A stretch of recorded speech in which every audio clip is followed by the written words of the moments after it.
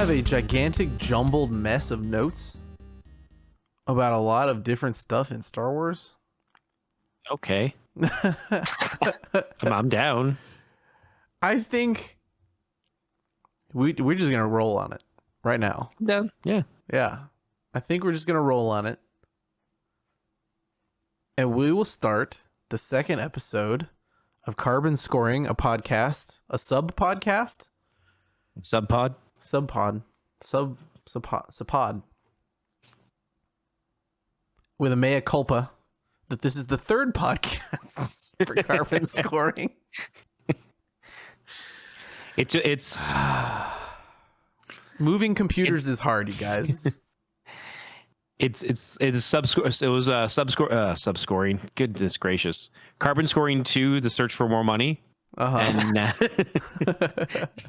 now Carbon Scoring 3, the search for Carbon Scoring 2. Oh, I've searched for it. It's gone. This is a search for Spock situation. We knew where he was. There was just no torpedo to bring episode 2 back to life. Gotcha. As our tie-in for our other sub pod about Star Trek. Ken's here with me. Hey, Ken. Hey, how's it going? Kit's here with us. Oh no, go. Sorry, carry on. Yep. Kit, hi. Hey. How you doing? I'm all right. How are you guys? Good. Anyway, I apologize. Moving computers is hard. A control file got damaged in the move, and then we lost some data. But I think it's okay because that was a rambling mess. We had a lot to talk about because it's awesome though. You know what? You know what it was? It was the first time in a long time that we realized we should have been talking Star Wars over the internet. Mm-hmm. And there was a lot to talk about. You know what I mean? Like, Kit, you moved away. Ken, I don't get to see you as often anymore because I decided to have children. There were 5 movies and how many? 2 cartoon shows and the 3 season of Clone Wars. Maybe, yeah. Since you moved, probably. So we're back. We're gonna do this again, and this time I'm gonna lay out some ideas of an agenda. I think I would love to talk with you guys about the stuff. I don't know, Kit, you listened to the first episode where we talked about that video game, Fallen Order. Yes. Yeah. And you had a lot of thoughts. Maybe I want you to get your grievances out now. General grievances. That's General Grievous's brother. I was wondering when Ken would show up on that one. I'm expecting food, so my mic is muted for offside. But I'm like, no, that deserves a laugh on the track. I appreciated that. Okay. I'm sure that joke has been made before. Probably. But yeah, and then afterwards, maybe we talk about some of the tie-ins that I really loved. And now that I have finished the entirety of Clone Wars, and some of those moments, and maybe you guys can put them in more context for me. As we said in the last episode, I am re-catching up to the Star Wars fandom a little bit more, trying to be open-minded about it, etc. And these guys know a lot more about it than me. So we'll start with that. I know there's some... We gotta get to a new video game announcement. Some toys. Yeah. We got to talk about toys because all the stuff we talked about the first time we talked about toys. Yep, they had a live stream. Hasbro's like, guess what? We've heard you. We're making more toys. Yeah. All right. So there we go. There we go. That's the thing. Kit, what did you think of Fallen Order? So I own Fallen Order. I've played it for like an hour. I got it around Christmas time, and I played it around that time, but family was around and whatnot, so I didn't have a whole lot of time. I didn't come back to it. I wasn't trying to stay away from it. I just hadn't gotten around to coming back to it. Listening to you guys, it sounds like a game that is not what I am looking for right now. Games with descriptors like brutal or unforgiving, punishing, hard. These are not descriptors that I'm looking for in video games that I want to play right now. So probably it just doesn't sound like the gameplay mechanics are going to work out for me, which isn't a huge deal because I have like a few hundred games in the queue that I need to get to anyway. So really, who doesn't, right? Yeah, that's fair. Yeah, and it's. I mean, I think we even said it on the pod. Is just that if it's because it's Dark Souls. Like, if it wasn't for the Star Wars skin, I would have walked away. But the Star Wars skin was like extra crispy, so it was nice and like good and delicious. I'm like, all right, give me. I'm going with a fried chicken reference here, but I enjoyed it enough to go with the rest of it. Yeah, I think that I definitely agree.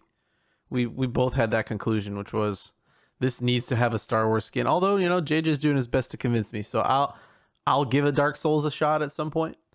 But it really helped to sell me that later on, especially, I didn't feel like I had wasted a ton of time when later on it was like, oh, this is connected to Star Wars and this is connected. That okay, I get it. All right, so this is, oh, okay, that's part of Clone Wars. All right, it's cool. Although coming at all this stuff backwards now that I've finished Clone Wars is kind of weird. Yeah, I think that's going to be an interesting because we obviously we need to hear about your take on Clone Wars now that you've just finished that up. I mean, we ran through season 7 ourselves, but for you coming back, it is filling in holes where you're like, oh, that's why Saw Gerrera is a character now, and why people were so excited, and right. like they're bridging these connections. Well, I've gone backwards too, so I started with like Rogue One, then Rebels, then this game, then Clone Wars. It's it's a very odd look at some of these interconnected pieces, and where they've chosen to interconnect a lot of pieces is kind of strange to me. Like, oh, you mentioned Saw Gerrera, so we could like start there. Yeah. Going forward through time, I would love to know what you guys think of Saw Gerrera.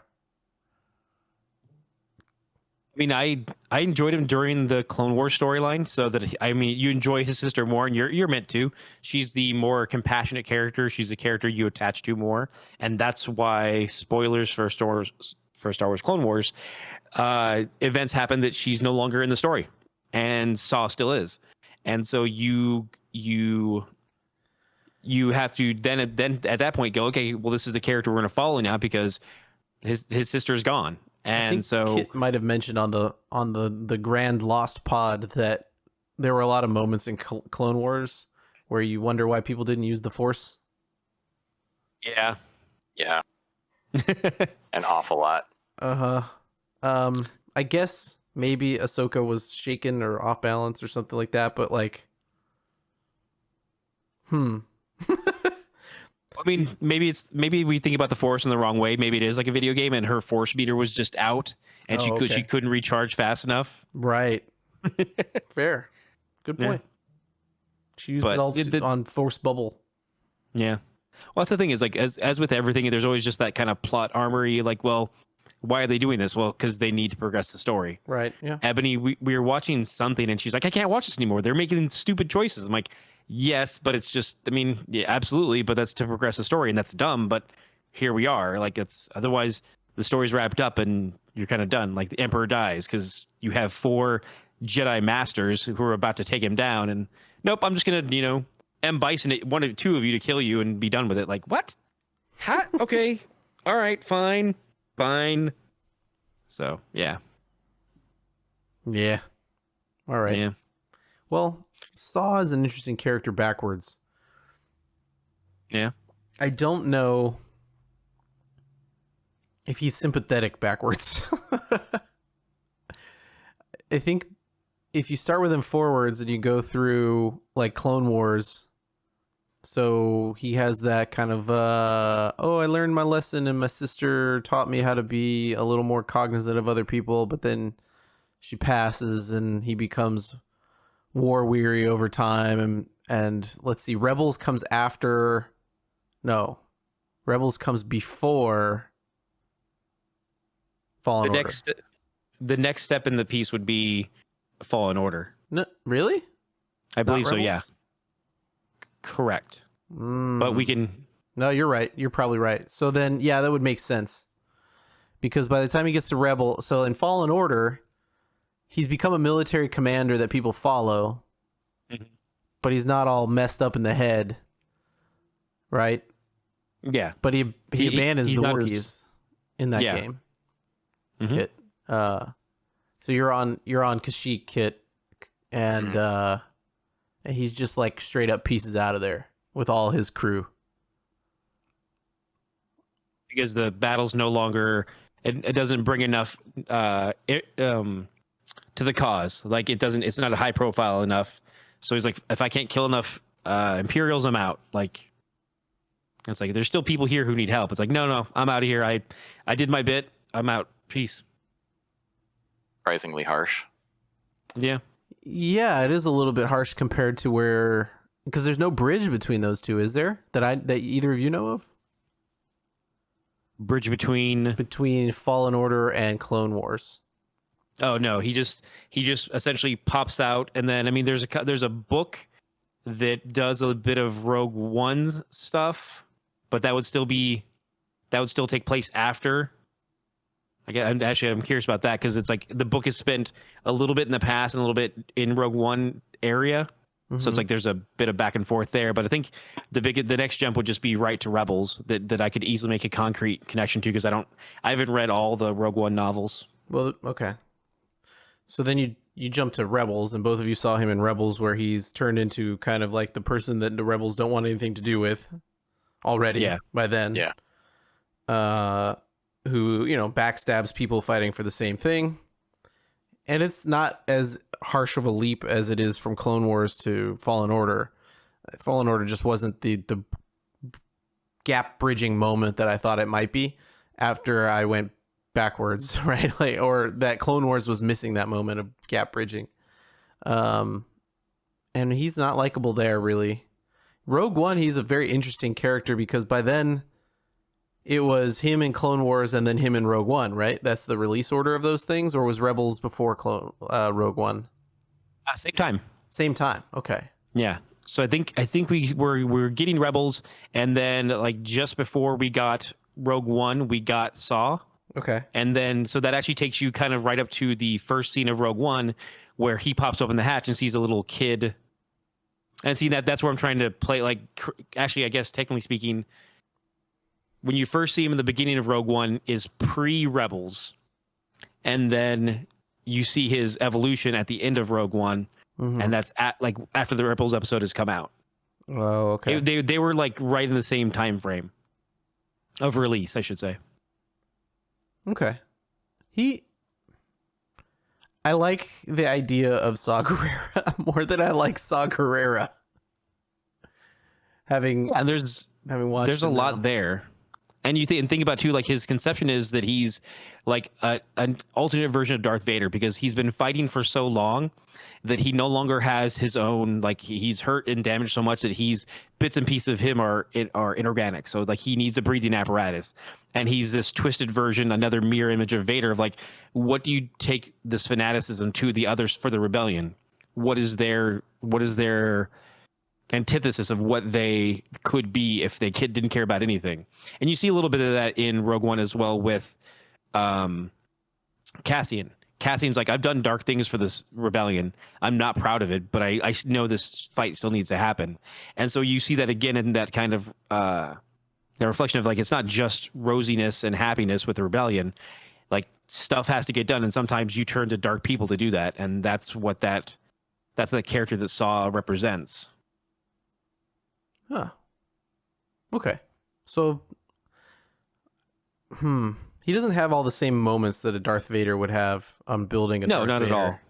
Yeah, but just the idea when they designed him, because if you have some of the art books and stuff, they talk about like, oh, we wanted to bring in aspects of, because I think he has I want to say he has a prosthetic leg as well as the breathing apparatus. It's all part of that. Like he's this mishmash of parts of like what happens to someone after they've been through so many battles. He reminded me more of Grievous than of Darth Vader. Yeah, I can see that. The like wheezing and the limping. Yeah, definitely. But that's just and some of their thought points were just from there. And if someone has the Rogue One art book, you can look into that and see some of that stuff too. It's interesting to see what some of their inspiration was, at least. Yeah. Whether it was fully on screen or just their initial stepping point, there's where you are. I think another connected moment in Fallen Order that surprised me later, going backwards, was Dathomir. Yes, I was curious about that because you had, I want to say in one of our group chats or something, said something about like zombies. Really, they just call them zombies. Like we'd never seen this before, and we haven't. But then you hadn't seen the Clone Wars episode of that fight with Grievous on Dathomir. Kit, Yes. back me up on zombies in Star Wars. I don't remember what they were called, but Ken's right. They the Night Sisters made undead warriors in that story arc. So Yes, they sure did. I I'm willing to eat crow on saying they didn't do this type of thing in Star Wars, but I also feel like that's a really weak moment of Star Wars, is it not? Or what? I don't know. What did you guys think when you saw it going forward? Because now I've seen the end result of like, oh yeah, they just go to Dathomir. There's zombies everywhere. When it played out in the story with me, I mean, again, too, I saw it in the front flowing order. I was on board with it because it was showing that there are, not only do we have the idea of like there's a dark side of the Force, there's also different paths to take with the dark side. Like you have the Night Sisters, who that goes back to EU stuff, where the Night Sister tried to turn Leia to that side, and they had these mystical arts, and so it filled in the backstory of like why are there's a Zabrak who look like Darth Maul, and then there's a Zabrak who look like Jen Kalar with the Jedi Council, and so it's like is it more than just the tattoos? It's also an upbringing. It's a religion for them. It is the Night Brothers have just additional world building in them in that style. So it's like I was on board. It also gave them an easy way to make an expendable allies in a sense for that story. So in the original Clone Wars episode, I mean, I was more or less okay with I don't remember if they called them zombies or not. I'm not sure what would be a better term than zombie, because I mean, they're just trying to come up with some sort of quick way of. I mean, I'm sure that they're just trying to use some real world terminology to try and cut through. Yeah. Not try and come up with some new Star Wars term for them when that is a good descriptor of them. The actual whatever they were called, the zombies, the Night Sister zombies, didn't bother me. There were frequently things there's a lot about that story arc with the Night Brothers that I find to be kind of overly dark and pretty disturbing, but the zombie part, I didn't have a problem with there being undead, them bringing back dead Night Sisters to fight. That seemed like a pretty reasonable dark side power to me. I think now that you mention it that way, I kind of agree. I also am glad you mentioned the darkness of that storyline, because I think the moment that the Grievous lands on that planet and they just start wholesale slaughtering people, and the storyline really turns to like the Night Queen or whatever, kind of Mother Talzin. What'd you call her? Mother Talzin. Yes, her. She takes Star Wars to. That was mid-season 5, I think, and that was the moment I was like, and they've completely stopped making this a show for kids. It is no longer a show for kids.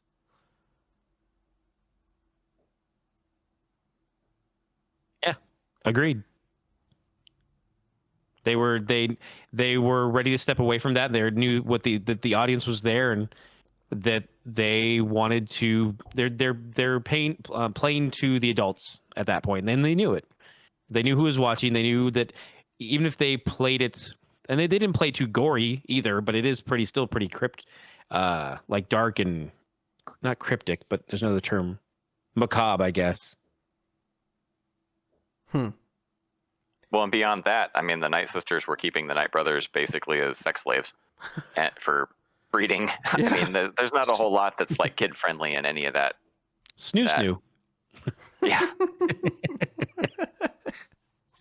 You're right. quite a bit Yeah, going on in those episodes. there's a lot to unpack there. I'm glad that maybe I didn't do this as like a I'm gonna rewatch Clone Wars and we're gonna talk about it, because I think there's just so much that happens in that series over the course of time that when I hit this Dathomir moment and I was like, okay, it makes me feel better about the video game Dathomir I experienced as being connected to Star Wars that already existed. When I played Dathomir in the game, I felt it was the most disconnected I've felt from the Star Wars franchise in that game, where like even in the made up planet that was all about the Force and the race that had never existed before in Star Wars and all that, I felt like they had hit the right notes of the like this is the mysticism moments of Star Wars that people really like, so we're gonna do that here. And then I went to Dathomir, and apparently they did a really great job connecting it to the stories that had happened on Dathomir. Yeah. But then I didn't get it at that point, and I think I do, and I like the game Dathomir more, and I might like Dathomir and Maul and all that in general much less. Maybe because of what Kit said, which is it's kind of almost too dark in like a are you really thinking about what you're saying here kind of way. And there's not, I mean, the Mandalorian's not dark. Yeah. But it has a different tone about it, I guess, or something. I don't know what it is. No, I can see that. Especially when you have like Mother Talzin who comes to Grievous after poisoning him in like this fever dream, and just like, you shouldn't have messed with me. Like, why'd you do this? And now you're gonna reap what you sow. And so he's like, Sidious is like, no, okay, send Grievous. We need to save Count Dooku because I need him for my plans. And like that's dark. Like visiting someone on their deathbed because you've poisoned them, all through the Force. Like, it's I don't know. It's high fantasy, but it's what we as adults were ready with. But definitely seeing that Clone Wars is viewed primarily as a kids show, you're like, this isn't just Jar Jar Binks pretending he's a Jedi anymore. This is like legit. Like, there are stakes here. Like, what's going to happen with all these people? And then it's also interesting to see too.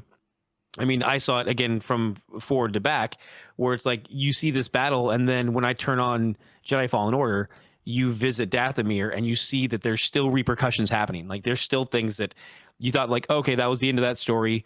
And you see it, I think you actually see it in Clone Wars, in Rebels as well, for a moment, or it's tied to it. I'm trying to remember where Darth Maul kept his cave in an episode of Clone Wars, or in an episode of Rebels. Oh, but he sends Ezra there. With is that where they recover Sabine? Yeah, and she gets taken over by Night Sister spirits. Okay, yeah, so that is the same time. Yeah. Okay. Oh, yeah. Is that when she gets the Darksaber? It is. Yes. Yeah. And he's keeping the Darksaber in the cave. Yeah. And he wants Ezra to retrieve it, right? That wasn't his focus. It was for, I want to say, for a holocron or something at that point, but it's been a little while since I've watched it. Yeah, now. it might have been for a holocron. You might be right. But they end up finding the Darksaber there. Yeah. Which, again, I watched in reverse order, so I'm like, what is this Darksaber thing that I've now seen in multiple media? Oh, yeah. And, man, we'll get to working our way backwards with Mandalore, but maybe not this episode. Because I was trying to keep it connected to Fallen Order, since we just talked about Fallen Order. And like, there's a lot to unpack that's connected, including Ilum. Ilum, yes. Ilum. That was a crazy moment for a lot of people, because it was a theory to a degree. I mean, Kit, you said you're not going to likely go back to Jedi Fallen Order. I think we ruined it pretty well too. Yeah, probably not. Don't worry about spoiling me. It's fine. So I think what Andy was leading to was that we end up going back to Ilum, which if you watch Clone Wars, there's definitely some great moments there because you have the Jedi Padawans go to find their crystals there. And as I was playing through it, I'm like, okay, wait, like you've seen Ilum in the Gendy Tartakovsky stuff because that was a great episode with I want to say not Stash Ali, but Since we lost that Bear episode, Sophie. we should mention that Gendy Tartakovsky is also the Clone Wars. Yeah, I think that's the Clone Wars, whereas like the Clone Wars cartoon is Clone Wars, or maybe there's the movie. There's so many different iterations of that. Oh yeah, title and then now. you get to season 7, and it changes in the last 4 episodes to a different version of the Clone Wars. Yeah, just for each episode they give you that. But it does look awesome. I'll give them that. Mm-hmm. But so we kind of come to discover that Ilum was transformed into Starkiller Base for The Force Awakens. Wait, what? Time out. What? Oh, I'm sorry. You didn't catch that? Okay. Time out. Time out. What? I was only mentioning Ilum because I thought, oh, that was cool that I got to go to Ilum. I missed a lot on Ilum. I have a lot of problems with the game on Ilum because I went to. Is that what the giant hole in the ground was about? Yeah. To essentially to retrofit another Death Star, which is what Force Starkiller is they harvested all of the Kyber out of the center of Ilum, and they turned Ilum itself into Starkiller Base. That's where they don't have to move the Kyber crystal anywhere. It's all right there. Also, if you remember on the surface of Ilum, it is just a frozen wasteland. Not wasteland, but because there's forest, but it's a frozen tundra-ish. Uh-huh. I'm thinking of the right word. But it's a frozen land. And so they terraformed Ilum to become Starkiller Base. Where did you see that information in the game? Because I did not catch that. I saw them on Ilum and doing stuff on Ilum, and I thought, oh, there's another thing that they've destroyed. And then when I went back and watched Clone Wars, I'm like, this is actually really sad. Because when I saw Ilum in the game, I was like, okay, this place is cool, having like the frozen monastery planet where you go that I'd kind of heard about, and you find your crystal, and like the crystal moment in the game is kind of confusing because it breaks but it still works or something like that. And then now that I've seen the episodes in Clone Wars, I understand why it breaks, right? Yeah. Like, so I don't know if you remember, Kit, the episodes where that you had to like find your crystal. Yeah. And that one kid's crystal like pretends to be a crystal until it melts. Right? So that moment is basically the thing that happens to, I almost said Corran Horn. Oh my gosh. Cal Kestis, where he thinks he's failed and his crystal cracks and the light in it dies. And then you have your moment of flashback where you get through the Order 66 flashback. Oh, okay. And then after the Order 66 flashback, both crystals glow and he creates his double-sided lightsaber, right? So that moment of like your crystal reflects your acceptance of yourself, like when the Wookiee had to have patience and everybody had to confront their fears. And it really would have been valuable for me in experiencing that moment of the game, not going backwards through Clone Wars, but having gone Clone Wars into the game, because I think that this game loves Star Wars more than I thought it did. Having finished Clone Wars. Give me the moment you discovered Starkiller, though, because I 100%ed Ilum, and I didn't see that.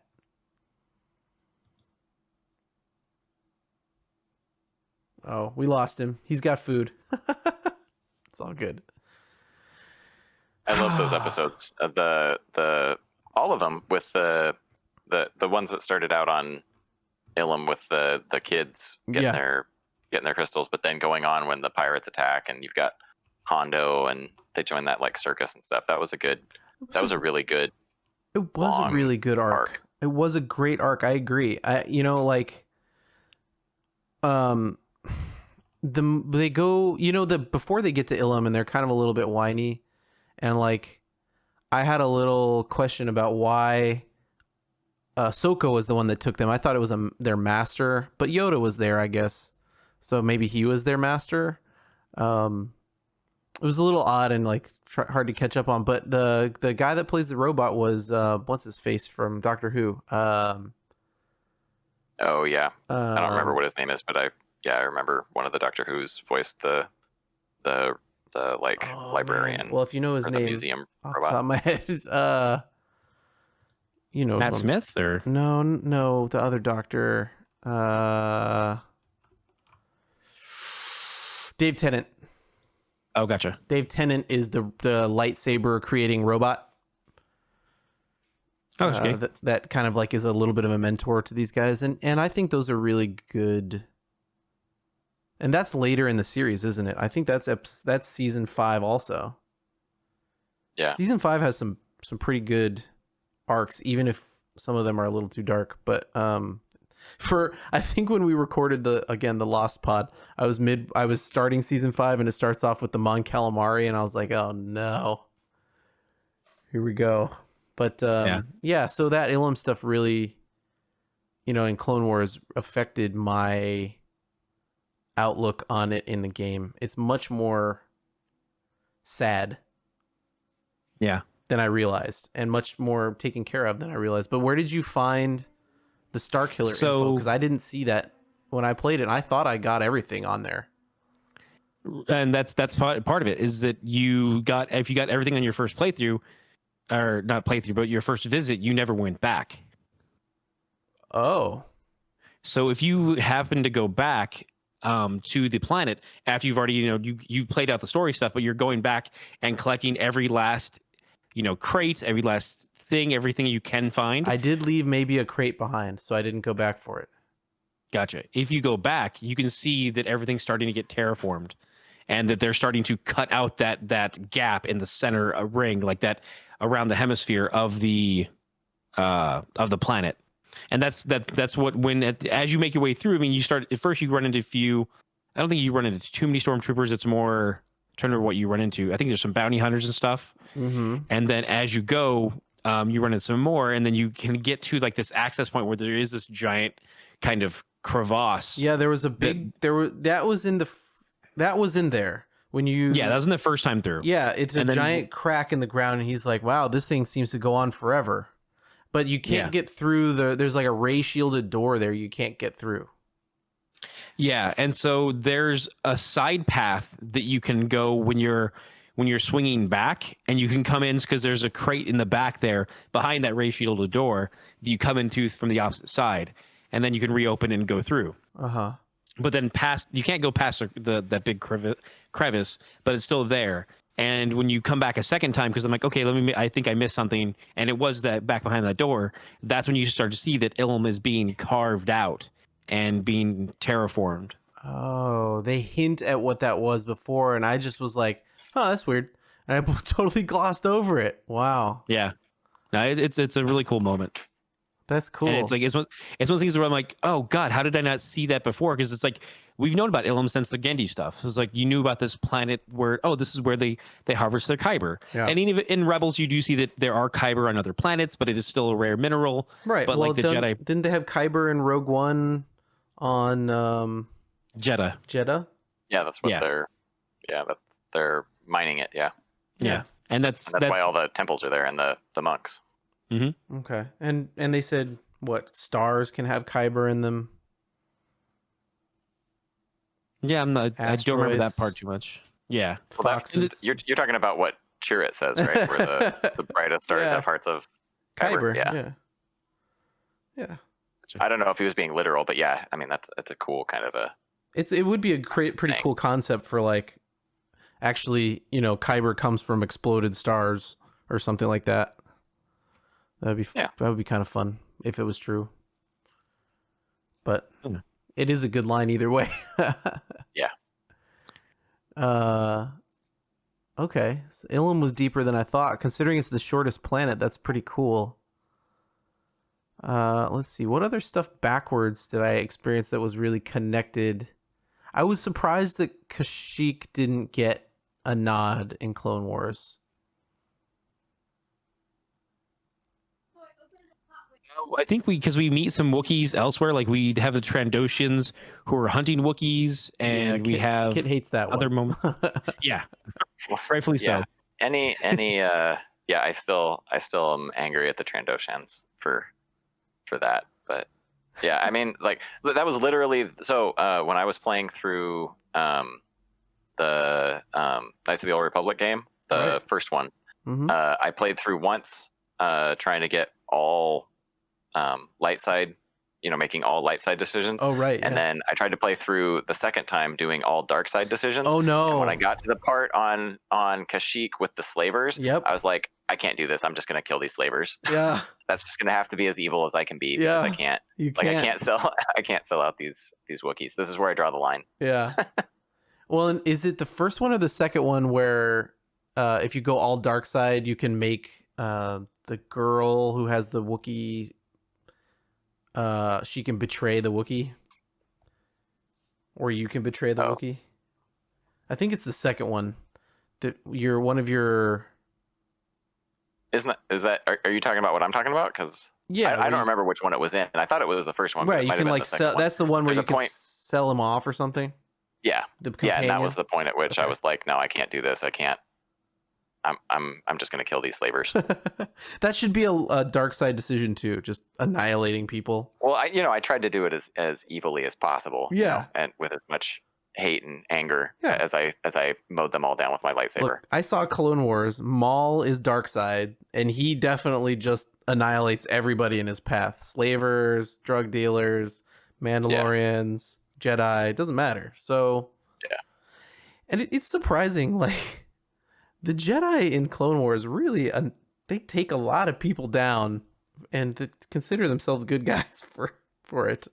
I have a lot of questions about how you square the teachings of the Jedi. And well, I guess that's what Ahsoka had a lot of problems with, right? Yeah. That's neither here nor there. Well, it is neither here nor we're gonna do Clone Wars, and I'm staring at a document and it needs organizing because it goes lots of different directions, and I have no idea how to talk about Star Wars as a whole, which is why we'll stick to the game. So Kashyyyk didn't get a good nod either way. Kashyyyk was pretty well developed in Fallen Order, and I guess that's maybe because it gets the nod in that movie where you get that they were at war, but there's not much else. Maybe was there one episode?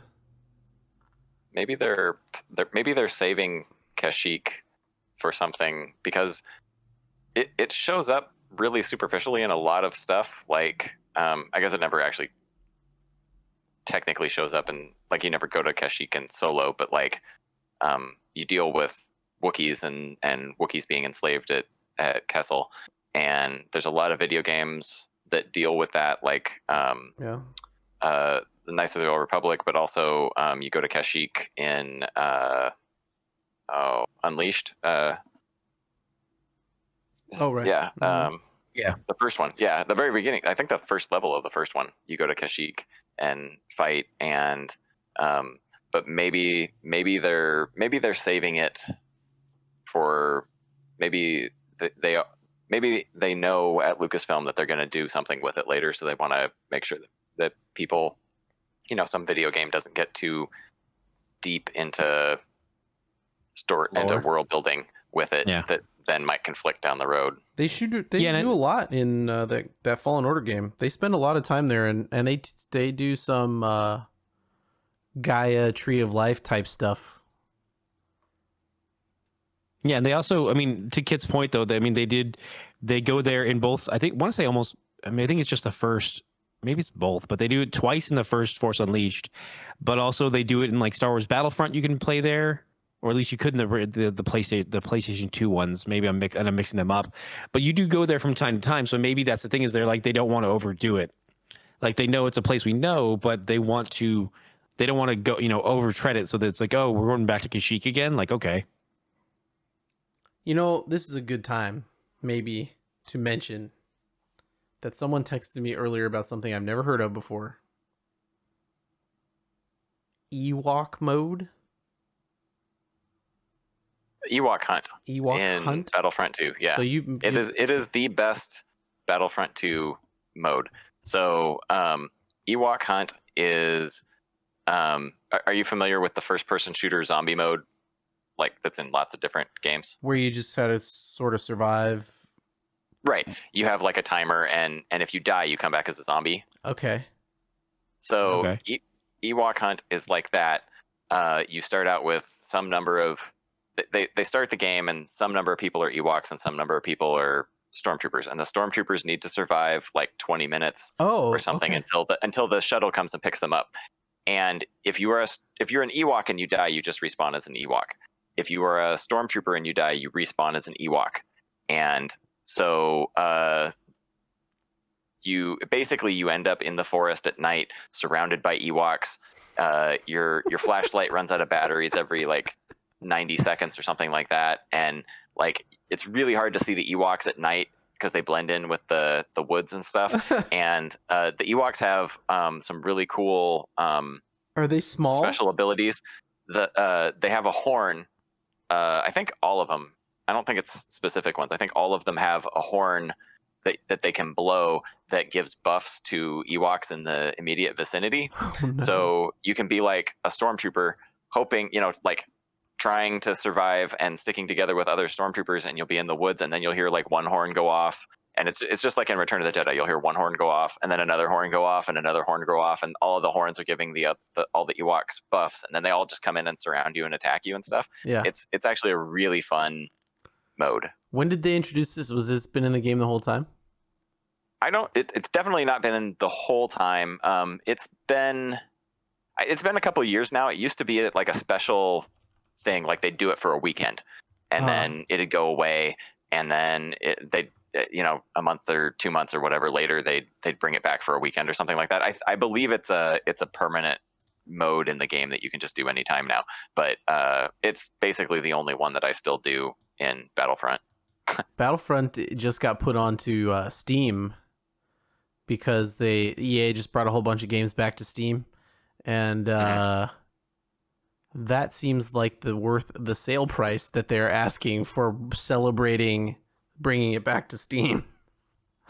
The Ewok, I have played Ewok Hunt quite a bit, and it is if I start as a stormtrooper, generally I just try to die as fast as I can so that I can become an Ewok and just go because it's so much more fun to play as an Ewok. Do the stormtroopers get like vehicles? And I don't think so. I think it's like it's very much like that survival. We're screwed. We're short on bullets and food, and we just have to survive for 15 minutes type feel. Oh my goodness! The third picture. I think that everybody just like, I don't think that you even get to choose different types of stormtroopers. I think that you're all just regular run-of-the-mill stormtroopers with like a normal low-powered blaster, and you're out in the woods, and like I think that the Death Star has already blown up, and like the shuttle's coming to pick you up. Like you've already lost the battle and they're coming to pick you up, but you're just surrounded by Ewoks, and you just have to survive until the shuttle comes and be at I think you have to get to the pickup point. Wow. The third picture on Steam here is a Ewok with a giant spear and a burning background. The world is on fire behind him. Oh yeah. He's got a goat's head on top of him. Yeah, it is a lot of fun. That mode. All of the loot crate stuff aside, I feel like both Battlefront games were the first one was sorely lacking the any kind of or single player mode, story mode, but both of them have been solid multiplayer shooters, and they've done a lot more with Battlefront 2 in terms of like different scenarios and a whole lot of different characters and weapons and environments and whatnot. So, and did you played both? You console both, I assume, and yeah. Is there like any value in the single player beyond, okay, it was 2 hours long and I finished it? I don't think that there's like collectibles or anything like that would make you want to replay it, and unless you just want to watch the story again. It's a decent story, Mhm. and it's probably, I don't know, 4 or 6 hours That's not bad. long. So I mean, it's a legit first person. I mean, it's not, it's not great literature or anything, but like, I mean, it's not great. it's a decent Narrative. yeah, for a first person shooter. I mean, like, I don't have high expectations for the stories, Sure. for any first person shooter. I have fairly low expectations for the story mode, so I thought that this one was was probably better than average.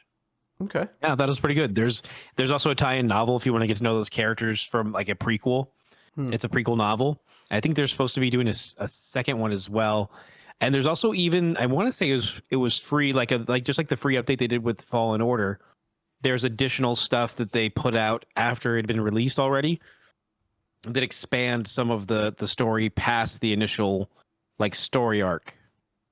Like it came out, they're like, oh, by the way, here's two more, here's another 2 hours of gameplay. Oh wow. Okay. But I bought like I bought some like, Game of the Year edition of Battlefield 2, so it included a bunch of stuff, and that was part of it. So Celebration. I could be mixing up. Sure, yeah. That's what I'm staring at right now. I think it's pretty cheap now. I'd like, just across, like, even without a sale, and regardless of whether, I assume Steam is the same price as PlayStation and Xbox, but I think it's both games are pretty cheap Nice. now, because it came out, I think it came out in 2017. That sounds Is right. it 20? Yeah, November I think it came out, 2017 like, is what I'm seeing here. Yeah. So I mean, it's several years old, but they have been adding quite a bit of new content. Just trying to keep people playing it. Yeah. Yeah, cool. Right on. Is there any like weapon customization in that game? Because with Fallen Order having had that, oh man, we should talk about that versus Clone Wars. Okay, after this, is there any like, oh, I'm gonna make my lightsaber look like I want it to look, or my blaster gets upgrades and it changes its look, or I don't think that, it's more like skins. Yeah, Oh, okay. so like you're the heavy, and there's like you can be a super battle droid, or you can be a clone who looks like Heavy from Clone Wars, or you can be an original trilogy version of those two things, or you can be a sequel trilogy. They have like a First Order stormtrooper with a heavy weapon or something. But I don't think that there's like and then there's like specific heroes that you can be, like Luke and Vader and whatnot. But I don't think that there's like the kind of customization where you're talking about, where you can like play as Luke Skywalker but with a purple lightsaber or anything like that. Yeah, at least that would be okay. Right on. I was a little bit taken aback when I went backwards on that Ilum stuff, where Cal was working on his lightsaber everywhere in the game. Ken, everywhere in the game. What do you do to work on your lightsaber everywhere in the game? Yeah, you like, as far as like, just, you mean like getting new things to craft, or finding those workbenches? Workbenches. Yeah. But then I would go back to Clone Wars, and they're like, the assembly of a lightsaber is done with the Force, and these kids have these lightsabers in the air, and they've got all the pieces from the Star Wars experience at Disneyland, and they're trying to fit them all together. And it was a very striking difference between the two, of like, no, you put together the lightsaber with a tack welder, or no, you put them together with the Force, and they only work because of the Force.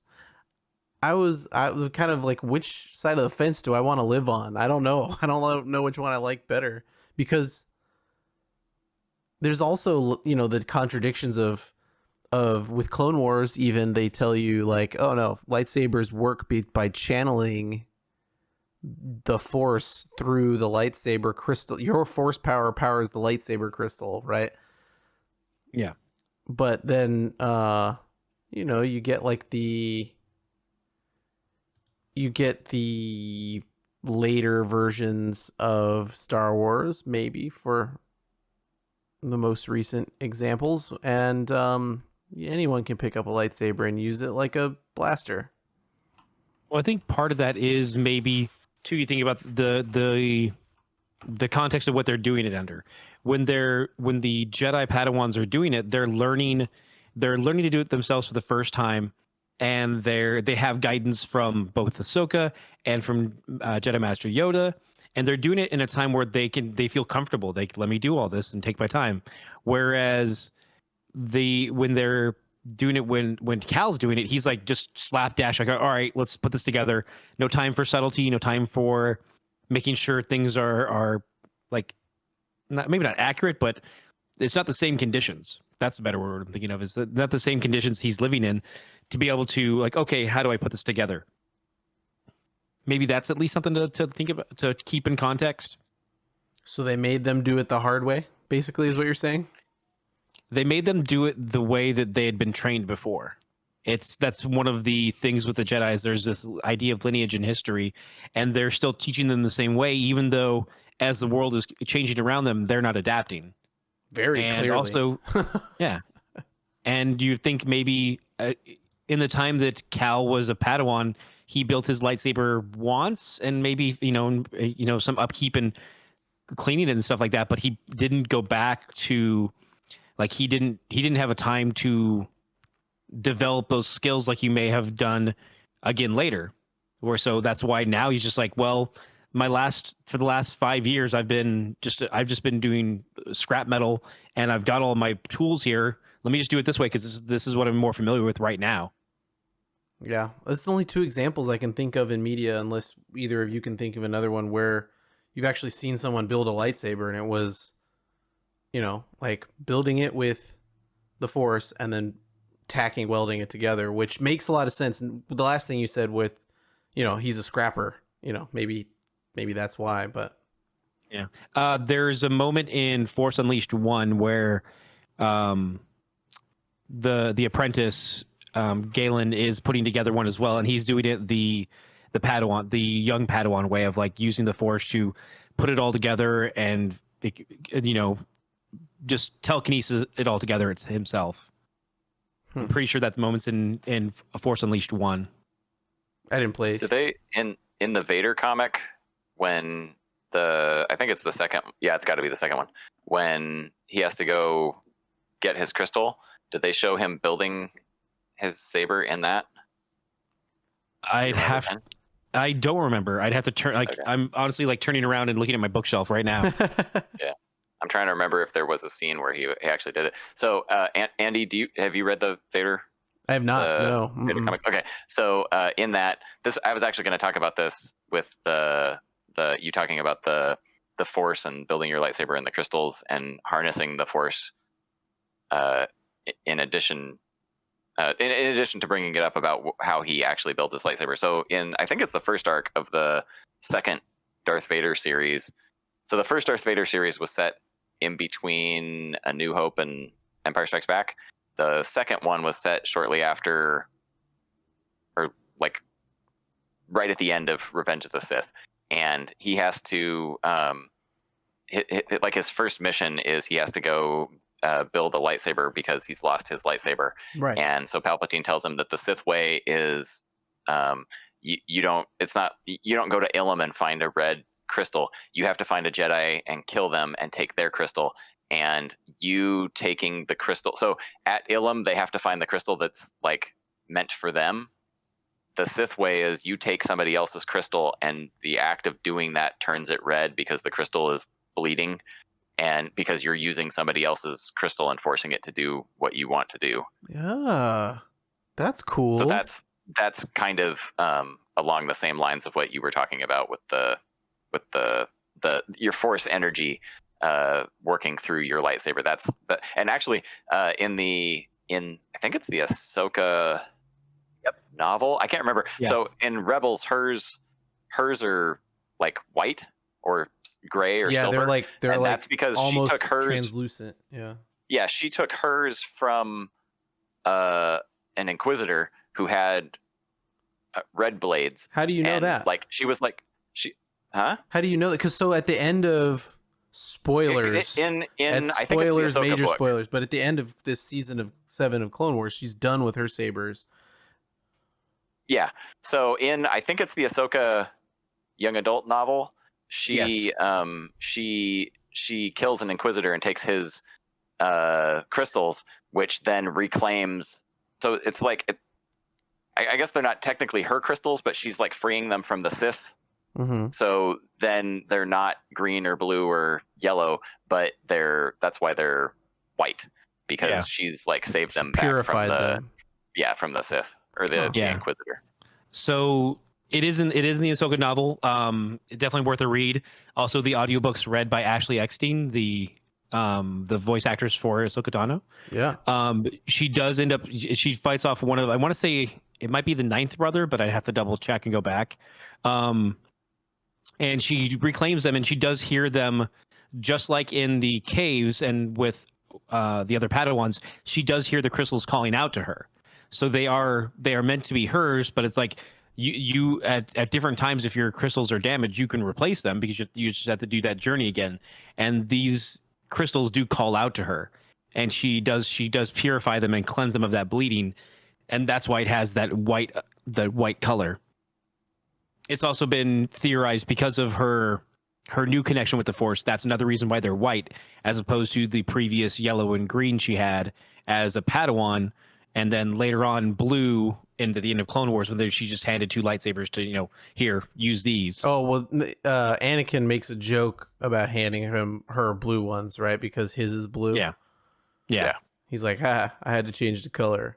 And like that part didn't line up for me. And I'm like, well, how does that work? Like, yeah, that's kind of the thing I don't like about the new canon version of why the lightsabers are red.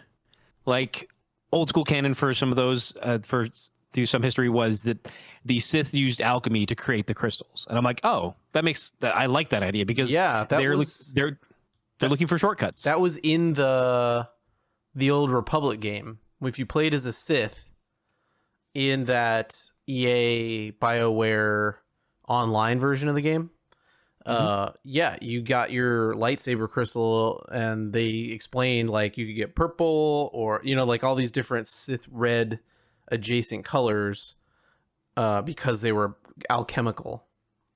Yeah. And so I like that idea. The idea that it's interesting because it's also the Sith. It's a Sith thing now that they cause the crystals to bleed. They force their hate and anger into the crystal, and that's how you get that red color. But by the way, I did grab the graphic novel for Darth Vader. And the title is the series for the second series is called Dark Lord of the Sith, for the second Darth Vader series from Marvel. And in that, they actually don't show him reconstructing the saber itself. They show him bleeding it and turning it to be his saber. And then the next time you see him, he has it constructed already. So you don't see that actual construction point. Yeah. I didn't. I couldn't remember seeing it, but it would have made sense to have a panel or two in there. So and it would have been, and the thing is too, like at that point, I mean, Anakin's been shown to be proficient with mechanical devices anyway, so again, you could have had some people argue, even if he did use the bench style, that it is Anakin, so he's already proficient with mechanical devices. I feel like there's some sort of disconnect there. No, it's just one of those artistic things where at a certain point you just don't have Darth Vader using a tack welder, right? Like that the visual doesn't work for Lucasfilm, you know what I mean? Yeah, that's definitely understandable. Like, yeah, he was Anakin Skywalker, and he can spoilers. Wait, what now? Yeah, no, he was Anakin Skywalker. He can still be a pilot. He can still be an amazing force wielder and all these types of things. But it's one of those. He's not going to be fixing up ships. He's not grease monkeying under his broken ship that he got from stealing it from a slaver or whatever. You know what I mean? Yeah. That's not who Darth Vader is artistically. So, yeah. Mm-hmm. So I'm glad you brought that up because I didn't know that about the sabers, the new version of the sabers, and I had forgotten about the alchemical thing with the old ones. So that's kind of a cool getting back into Star Wars moment. Hey, we mentioned games. We should do some talking on that new game because maybe there's a wave of different opinions here, ranging from negative to positive. Maybe, I don't know. Just describe. Kit, give us a rundown. What's this new game? So, a little bit of backstory. The Rogue Squadron series on the Nintendo 64 and the GameCube are my favorite video games of all time, across any system. And, every video game of all time, the N64 Star Wars Rogue Squadron. Probably, I don't think I would put that one above the sequel, the GameCube one. The GameCube one, yeah. I mean, it's a really good game. I think that those are better, but I like that series. That's my favorite series of video games, is the Rogue Squadron series of video games. And in the 90s, I read all of the Rogue Squadron novels by Michael Stackpole and Aaron Alston, and I loved those books. They had a comic book series that was pretty decent. I was very much into Rogue Squadron, so I really hope that the Rebel Squadron is called Rogue Squadron in this game. Do you hope that? If it's a bad game, do you want it to be Rogue Squadron? And also, did you read the new Rogue Squadron book? There's a new Rogue Squadron book? Yeah, I think so. Not regular, not like in the last year or anything, but like a couple of years ago. No, there's new Squadron books. There's Alphabet Squadron and Inferno Squad, but not 2012 was the one I'm thinking of. Mercy Kill. Oh, no, I have not actually read that one yet. I haven't either. I bought it and it's sitting on my shelf.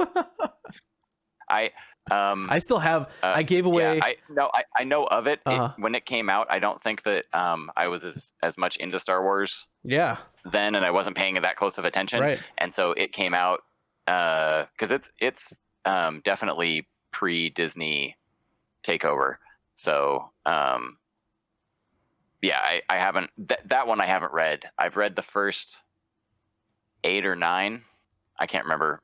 I want to say Mercy Kills 9 or 10. Yeah. But I read the ones that came out like in the 90s and maybe the very early 2000s. I think the last. But I think they're all from like 95 to 99. I think they did 9 books in 5 years or something for that series. Yeah, I think that they were coming out with 2 a year, which is pretty cool. And they're good 90s. Books. Yeah. Those are really good books. Yeah. Yeah. And but so anyway, my thoughts on the new game. This looks to me to be very much so. In the Battlefront games, they have space missions, and this looks to me to be the Battlefront engine for the space missions with a story mode. Okay. Which I'm actually, if that's exactly what we get, is they give me the Battlefront, nothing but space missions where I don't have to run around and do first-person shooter stuff, and I can just get into the cockpit and do dogfighting, and they give me some kind of story mode to go along with that. I'm perfectly happy with that, because when the first Battlefront came out and you could play just ship missions, that's after I did both for a while, and then after about a month, I did almost exclusively ship missions because I just enjoyed those more. And so I'm pretty excited for this game, and I hope that it basically, if they give it a story mode that's of equal quality to what we got in Battlefront 2, and the squadron is named Rogue Squadron, it doesn't have to have exactly the same people in it from before or anything like that. I'd like for Wedge to be in it, but if we can get like 5 years after Endor, Rogue Squadron Wedge is one of the characters. You can have a bunch of other people in the Squadron too who you can make up, and they use the same dogfighting engine that they used for the Battlefront games. Then I'm perfectly happy with that. So you're on the positive side. I'm gonna go with the middle side before Ken gets to go.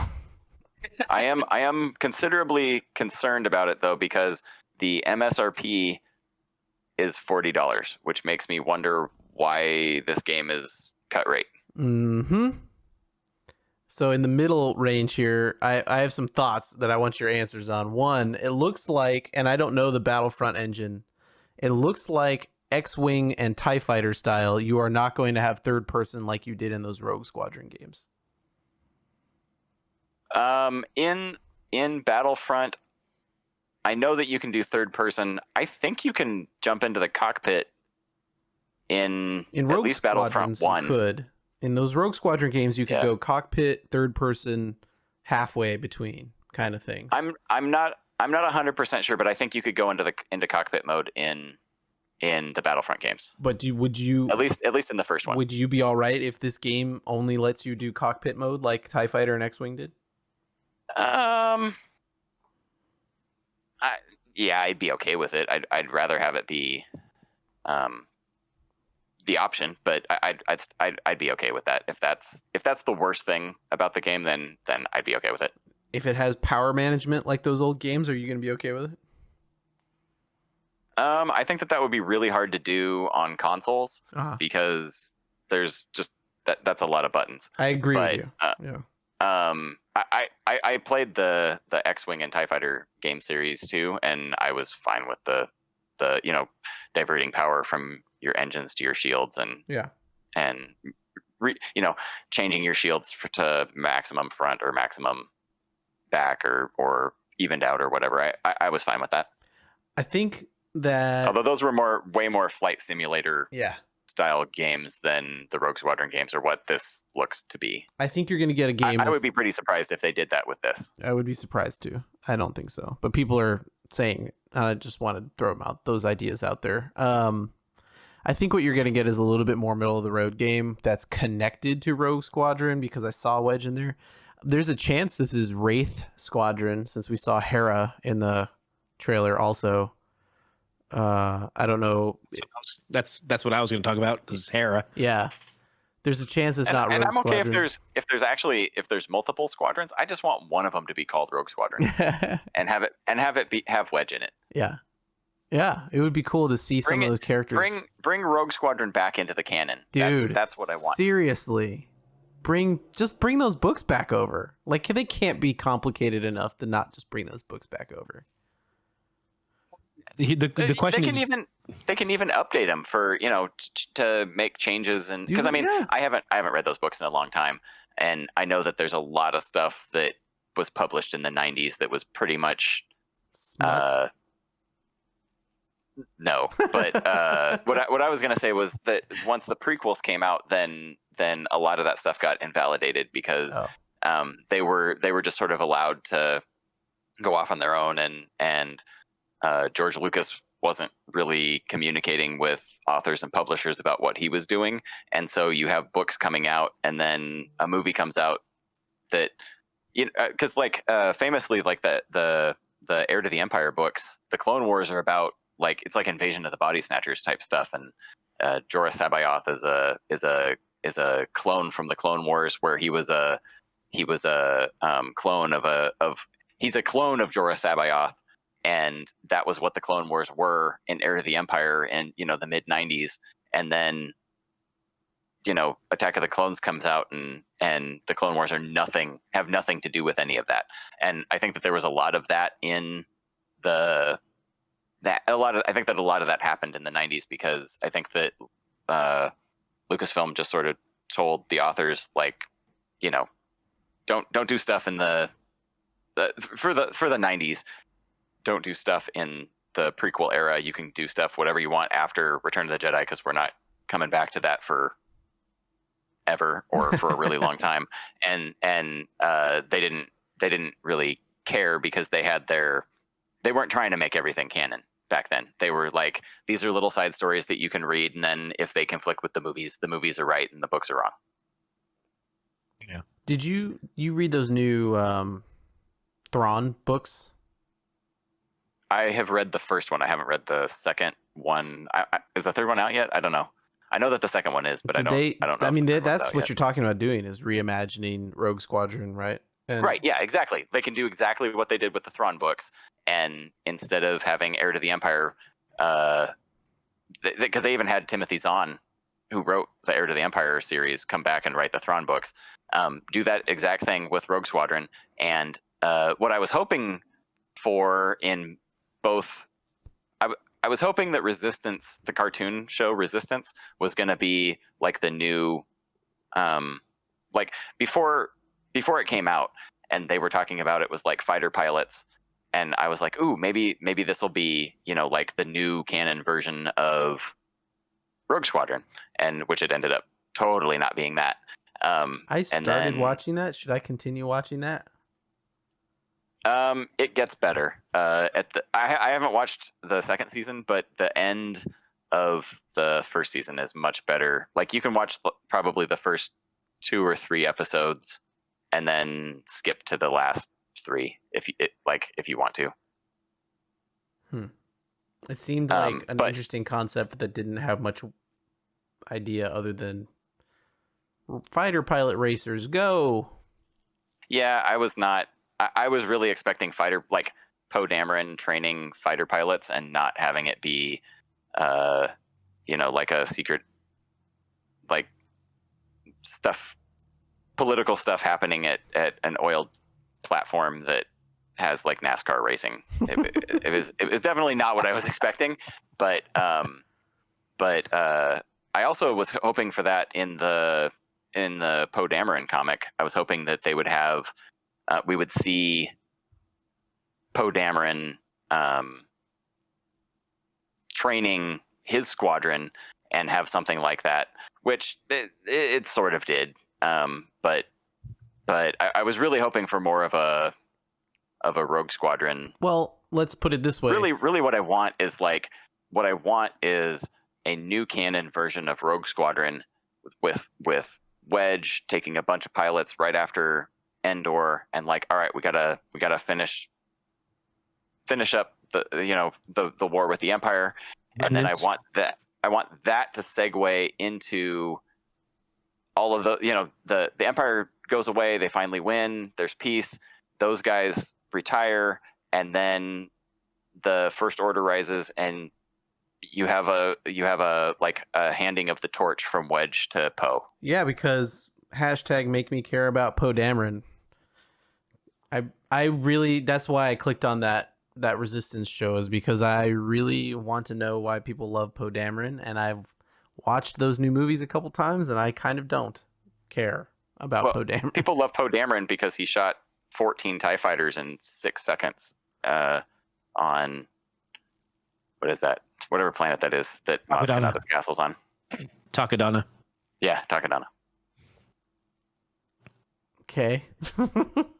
I mean, and to Kit's also, point, he's a very charismatic guy. I mean, Oscar Isaac and Poe Dameron are very charismatic, likable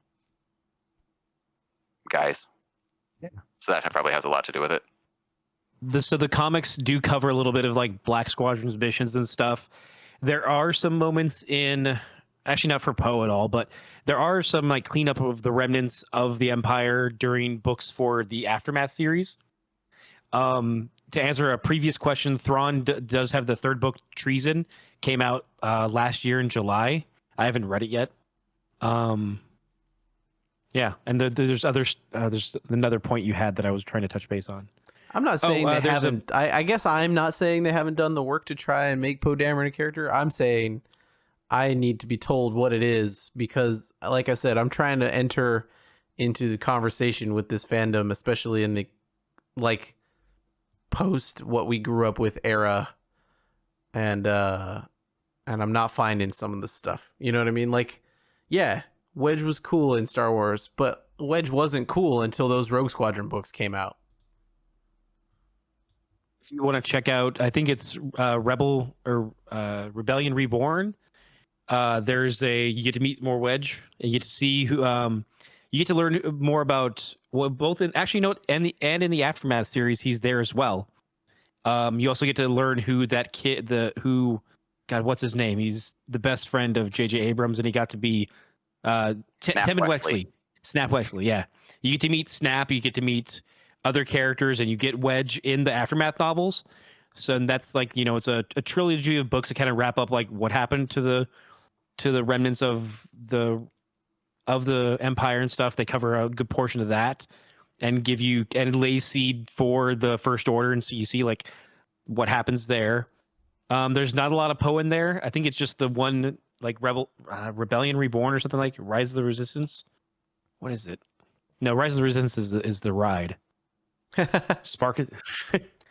There's so many said the same terminology of like Spark of the Resistance, but that's the. Oh man, when they reopen that Disneyland, that Rise of the Resistance line is gonna be crazy again.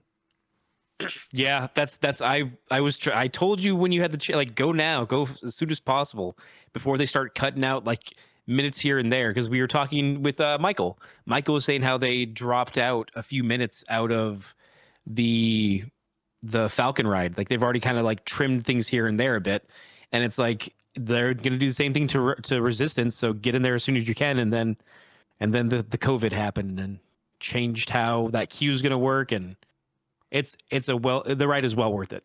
By the way, the book is called Resistance Reborn for another good Poe story, and there's some Tim and Wexley and some Tag and Bink. No, sadly no. Some Wedge. Okay. I mean, if you want to check out a novel, you've got time to read. Nope. And I want to dispute your claim that Wedge was not cool before the Rogue Squadron books, because Return of the in Jedi. A New Hope, when Biggs isn't around to save Luke, Wedge does probably my favorite dogfighting move in the original trilogy when he takes out that TIE fighter head on. I always thought that was really cool. Oh yeah, where he flies right through. Luke like cuts to the side and Wedge is in front of him. Yep. Wedge and Luke has the TIE fighter on his tail. Yeah. And Wedge flies straight at him, essentially flying right at each other, and Luke cuts to the side and Wedge shoots the TIE fighter head on and then flies through the explosion. Love that part. You're right. Absolutely, you're right. And he was really big in Return of the Jedi. I'm wrong. And he was the only one who actually took down. Okay, so Luke takes one down single-handedly, but he's the only one in an operational snowspeeder who takes down a. Excuse me, sir. A Dash Rendar takes down 3 of them. I know it for a fact. In the movies, in the actual movies, is that Dash? I don't think that's Dash. I think that's Luke or somebody, is because don't they not meet Dash in the game until after the Hoth battle? No, Dash is at Hoth. I know he's at Hoth because there's levels that you have to do with him on Hoth, but don't they meet him after the battle? Are you talking about book versus game? No, I'm talking about the game. Oh, in the game, he jumps in a snowspeeder and he's like, Okay. You unload these guns. I'm going to go make sure our ship doesn't get blown up by the Empire that's coming. Okay. I couldn't remember if you met Dash before Hoth or after Hoth. Yeah. In the game. Mm-hmm.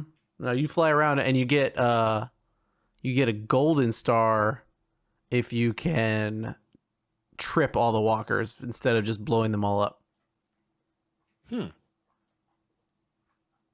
How do you blow them up without tripping them? You just shoot them a bunch, I think. Man, you must have to shoot them a lot. I think so. I don't remember. Now I don't remember. I always just tripped them. I played that game so many times. I didn't realize that you could take them out. Their armor's too strong for blasters. That's That is completely untrue. I saw on Scarif that an X-Wing can blow them in half.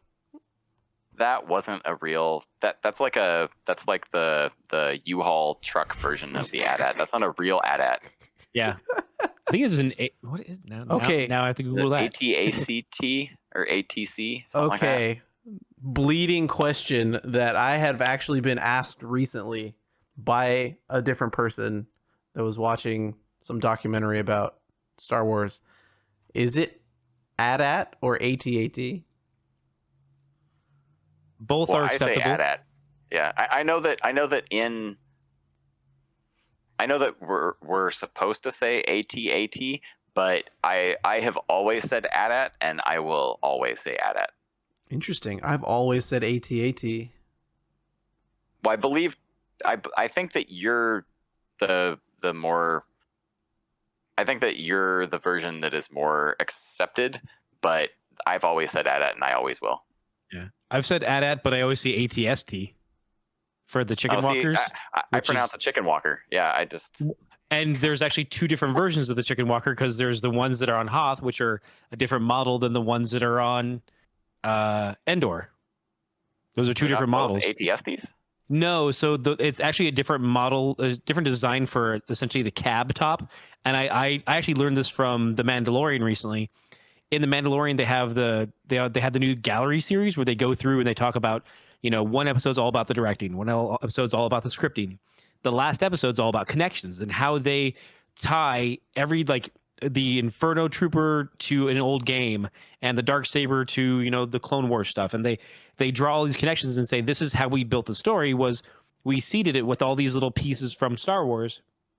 So you always had Star Wars in there, and it made it feel richer, and it did, because part of you is like, oh yeah, I remember the eWeb canon, I remember that. That's awesome. And they showed how there's in the gallery, the 8th one, they're like, oh, there's a difference between a chicken walker and the ATSTs, because the chicken walker, when it was referred to that, was in the Hoth scene where there's just one little chicken walker coming forward, and the I say cab, but like the head design is different from what you see on Endor. Huh. Yeah. Pretty sure that was just a whole movie apart. model difference. But, yeah. But that's kind of cool. I haven't watched all of those. I watched, I don't know, the first I haven't watched 3 or 4 of them. Yeah. Yeah. All I know is if you got really, really good at Shadows of the Empire, you could fly figure 8s through the legs, and they went down faster. Congratulations. Yeah.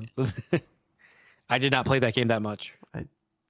Something about that Hoth level is iconic to me, and I have replayed the Hoth level was great. Hoth. It was everything after that was like, well, I mean, like flying around in the Outrider wasn't too bad, but the third person, first person jumping around shooting stuff was kind of rough. It was like that early 3-dimensional. They were still trying to figure out, because I think that was like a launch title for the Nintendo 64. They were trying to make a N64 Tomb Raider. Yeah, and a lot of those early 3D games are really kind of rough with the controls. Yeah, I don't disagree with you. By the way, I mean, this is a backtrack real quick, but my brain's going to keep it in there. The Mercy Kill is not technically a Rogue Squadron book. It's a Wraith Squadron book, and it's part of the X-Wing series. But carry on. Wait, I'm what? ridiculous. And so you guys were talking about the book, Mercy Kill. Uh-huh. It's not a Rogue in the Rogue Squadron series. Or it's the 10th Star Wars novel in the X-Wing series. X-Wing. Oh my god. Okay. I'm just giving you. Hey, this is just Wikipedia. I just want to clarify that it's Wraith Squadron, because it's Star Wars X-Wing, not Rogue Squadron each time. Yeah, I'm just giving you the info that I see in front of me. Yeah, that's true. Yeah. Also, while we're on the subject, I want an Ice Heart. Comic. Dude, I want a new Ice Heart comic. Give me Ice Heart that is all day, in canon, every day. The lady who worked for the Imperial Security Bureau in the Rogue Squadron books, with the 2 different colored eyes. I like her. I want her back in canon, because she was a great character. Yeah, she lasted until the second to last book, I think. I don't. Yeah, she lasted a long time. She was the like the main big bad for a long time. So wait, his Hera is also Wraith Squadron, right? She's I think she's jumped around from other squadron, because I mean, first she's part of Phantom Squadron. And so let me see what I don't know all the squad she's been part of. Anyway, maybe it's just Phoenix Squadron for her. Looks like she's part of the Spectres, Phoenix Squadron, and she's part of the Gamma Group. I'm not sure which that. Yeah. And the Alliance High Command. So yeah, I mean, it looks like just Phoenix and the Spectres. Okay. But the Spectres weren't a squadron because they were just the one ship, so they're more a squad than a squadron. So yeah. Man, Wraith Squadron. I forgot they changed names. I forgot they changed names. Yeah. I mean, as far as Squadrons goes, the game, Oh yeah, we didn't get to the negative side yet. It's all good. I'm middle of the road. I'll finish my thought, which was I will likely play it just for the single, although I am intrigued by the fact that I think that they know people don't really want to play this online as much as they think they should. So you can play all the multiplayer stuff against AI if you want to. I just don't know how rewarding that will be. There was something about doing those Rogue Squadron games, especially on the GameCube one, where it's like, okay, I didn't get my gold on this, but I think if I attack the Star Destroyer from this angle, I can cut 40 seconds off, you know? Which I don't know if that'll be in this. So I'm kind of like middle on it. I was negative on it initially when I watched that trailer and the X-Wing was on fire in space. Yeah, I remember that. You just gotta let it go, Andy. And the TIE Fighter was on fire in space. They play fast and loose with physics. TIE in Star Wars. Fighter was on fire. There's TIE fighters and fire in all of the original trilogy movies. What? How? I don't think they're on fire in space. I'm not saying that that's not something that couldn't happen. I'm saying that it has happened in Star Wars a lot, and that kind of stuff has never been something that people who have been making Star Wars have ever cared about. It's that sort of like it's not hard sci-fi where they're gonna be like, oh, if the X-Wing loses its engines, it's still gonna continue moving on at basically the same speed for a really, really long time in the same direction. It just can't move. You know, they're gonna if you lose your engines, you're immediately gonna start falling towards the Death Star or whatever. It seems to me that I have some counterpoints for you, sir. Okay. One, they tried to explain the Force with biology. Well, yes. And then backtracked on explaining the Force using most of Clone Wars to be like, no. There's like a cosmic force and a living force. You see? And like so I want to step in and say that the midichlorians were not. They weren't explaining that the midichlorians were anything about the Force. The midichlorians are the parts of our. They're the organisms. The things in our body that allow us to interact with the Force. Yes, I understand.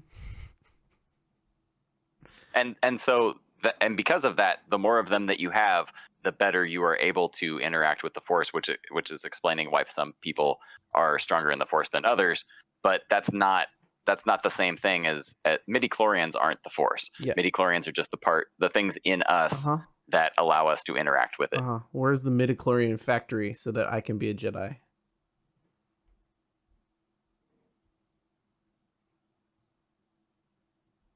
Because I could just inject myself with more midichlorians, right? I don't think that's how it works, but I don't know. And then there's actually a solid I want to say film theory YouTube video about midichlorians versus mitochondria and how they are similar in that way. So I'd say watch that if you're really curious. I am curious, but then by the time you get to Endor, the ships are not on fire. They like spark a lot and they shoot sparks into space. And then the physics of it in the newer Star Wars are now all the ships have fuel and Poe Dameron can flip ships around in midair like you would kind of be able to do in space. I don't think they're ignoring the physics of space entirely and that they haven't gotten better since 1970 of thinking about how those things would work. You know? No, I'm just saying that they've never been overly concerned with making sure that things are that they're not going to let physics get in the way of how they want to shoot the movie. Yeah. I just think that engine could have been doing something else than being on fire in space for a long time.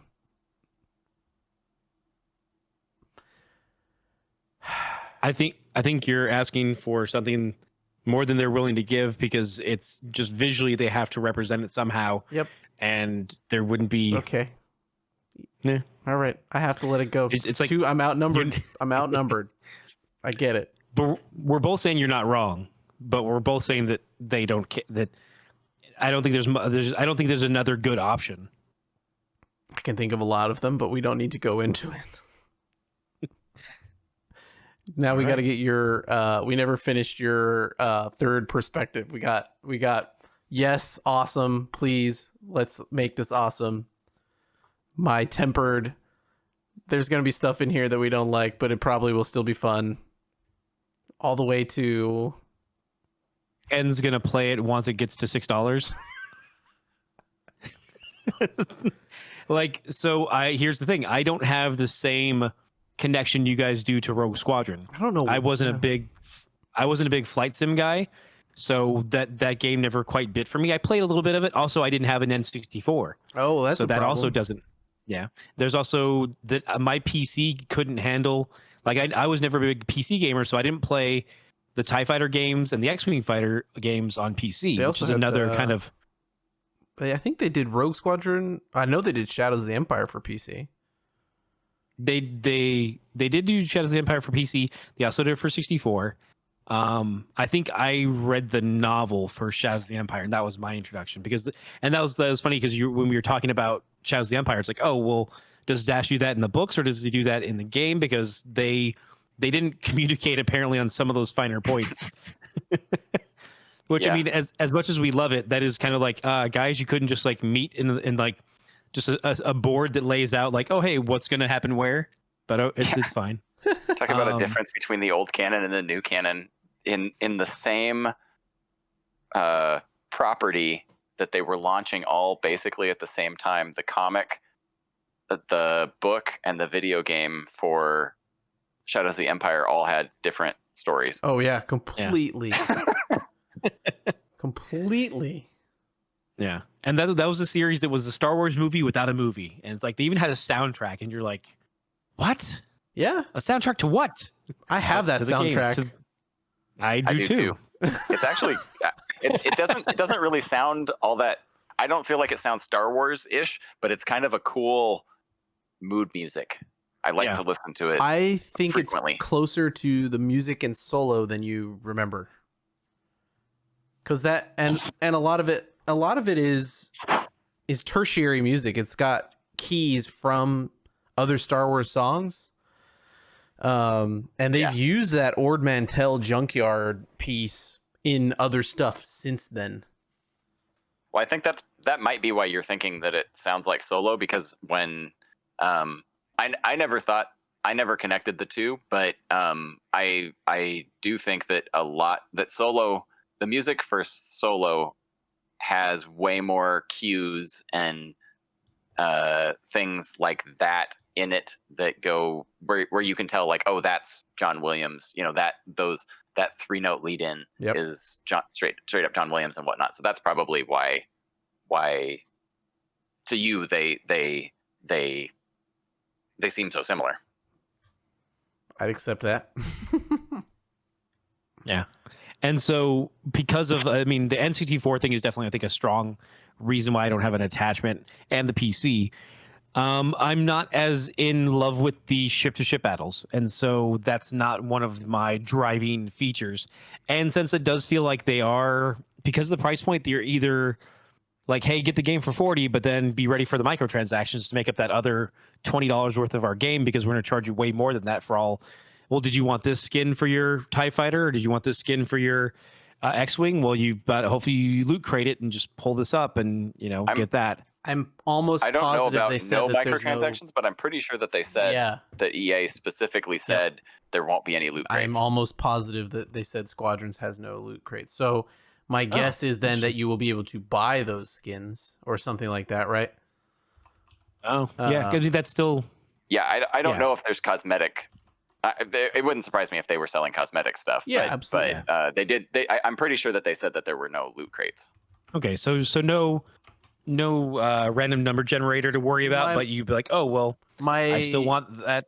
My guess is that it'll be more like Fortnite, where it'll be like this week only until it comes back at the next holiday. You can get the Poe Dameron skin for your X-wing.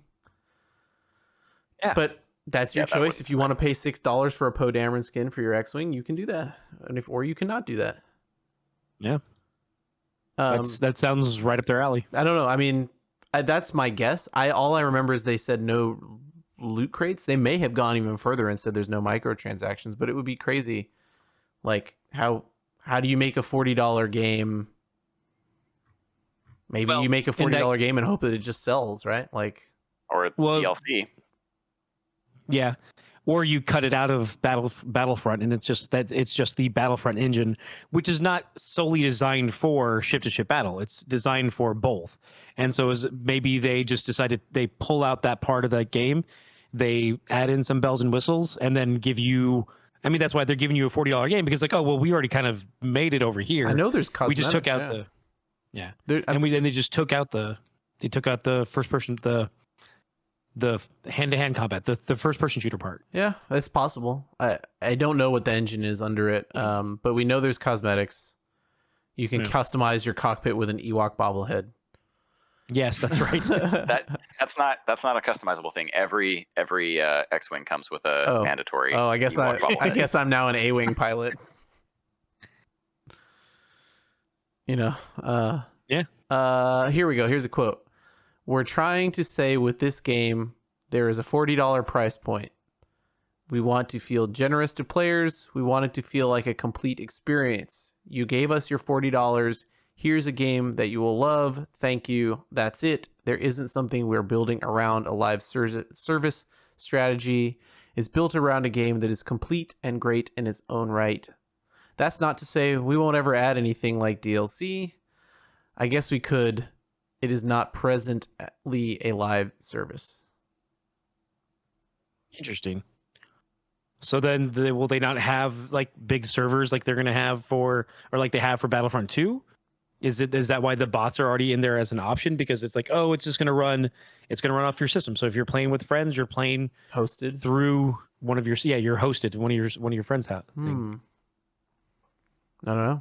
And that makes sense. I mean that's reasonable, because I mean we've been playing a hosted game the last month or so with State of Decay 2, and it's like that's been, and again that's a $40 game, so you're kind of getting, and you know when you're putting in that much money, you have to lower your expectations. So I mean, even though it's EA, adjust your expectations, but I think a large part of it is that they just, a fair amount of the development cost was just built into Battlefront 2, and they're like, well, we can probably get another $40 out of them by separating it and writing a story. And at least Hare's there, and that's probably the thing I'm most happy about. I think that, Okay, I don't think that they lowered it to $40 because they didn't have to rebuild the engine. I think that because otherwise Madden would be like $20 every time that it came out every single year. I think that they are trying, because the last time that they tried loot crates in Battlefront 2, the fan base completely rioted, and state government stepped in to try and like create legislation over gambling with them. And I think that they're trying to I think that they paid a lot of money for this license, and they don't want, and the Battlefront 2 thing happening like a week before that game came out was like their worst case scenario, and they're trying to smooth things over with the fan base and get some goodwill back, because I would not think that EA would have that kind of like what's the term I'm looking for? That sort of like benevolent motive. Just because well, we didn't have to work as hard on this game, so we'll cut you a deal. That doesn't sound like something that EA would normally do under normal circumstances. I wonder if there's been a little bit of shakeup with who runs this license, if they got a little bit more leeway to do pricing or ideas, because there's been a lot of high profile cancellations. They canceled that 1313, which now I get because I finished Clone Wars. Now I know what level 1313 is.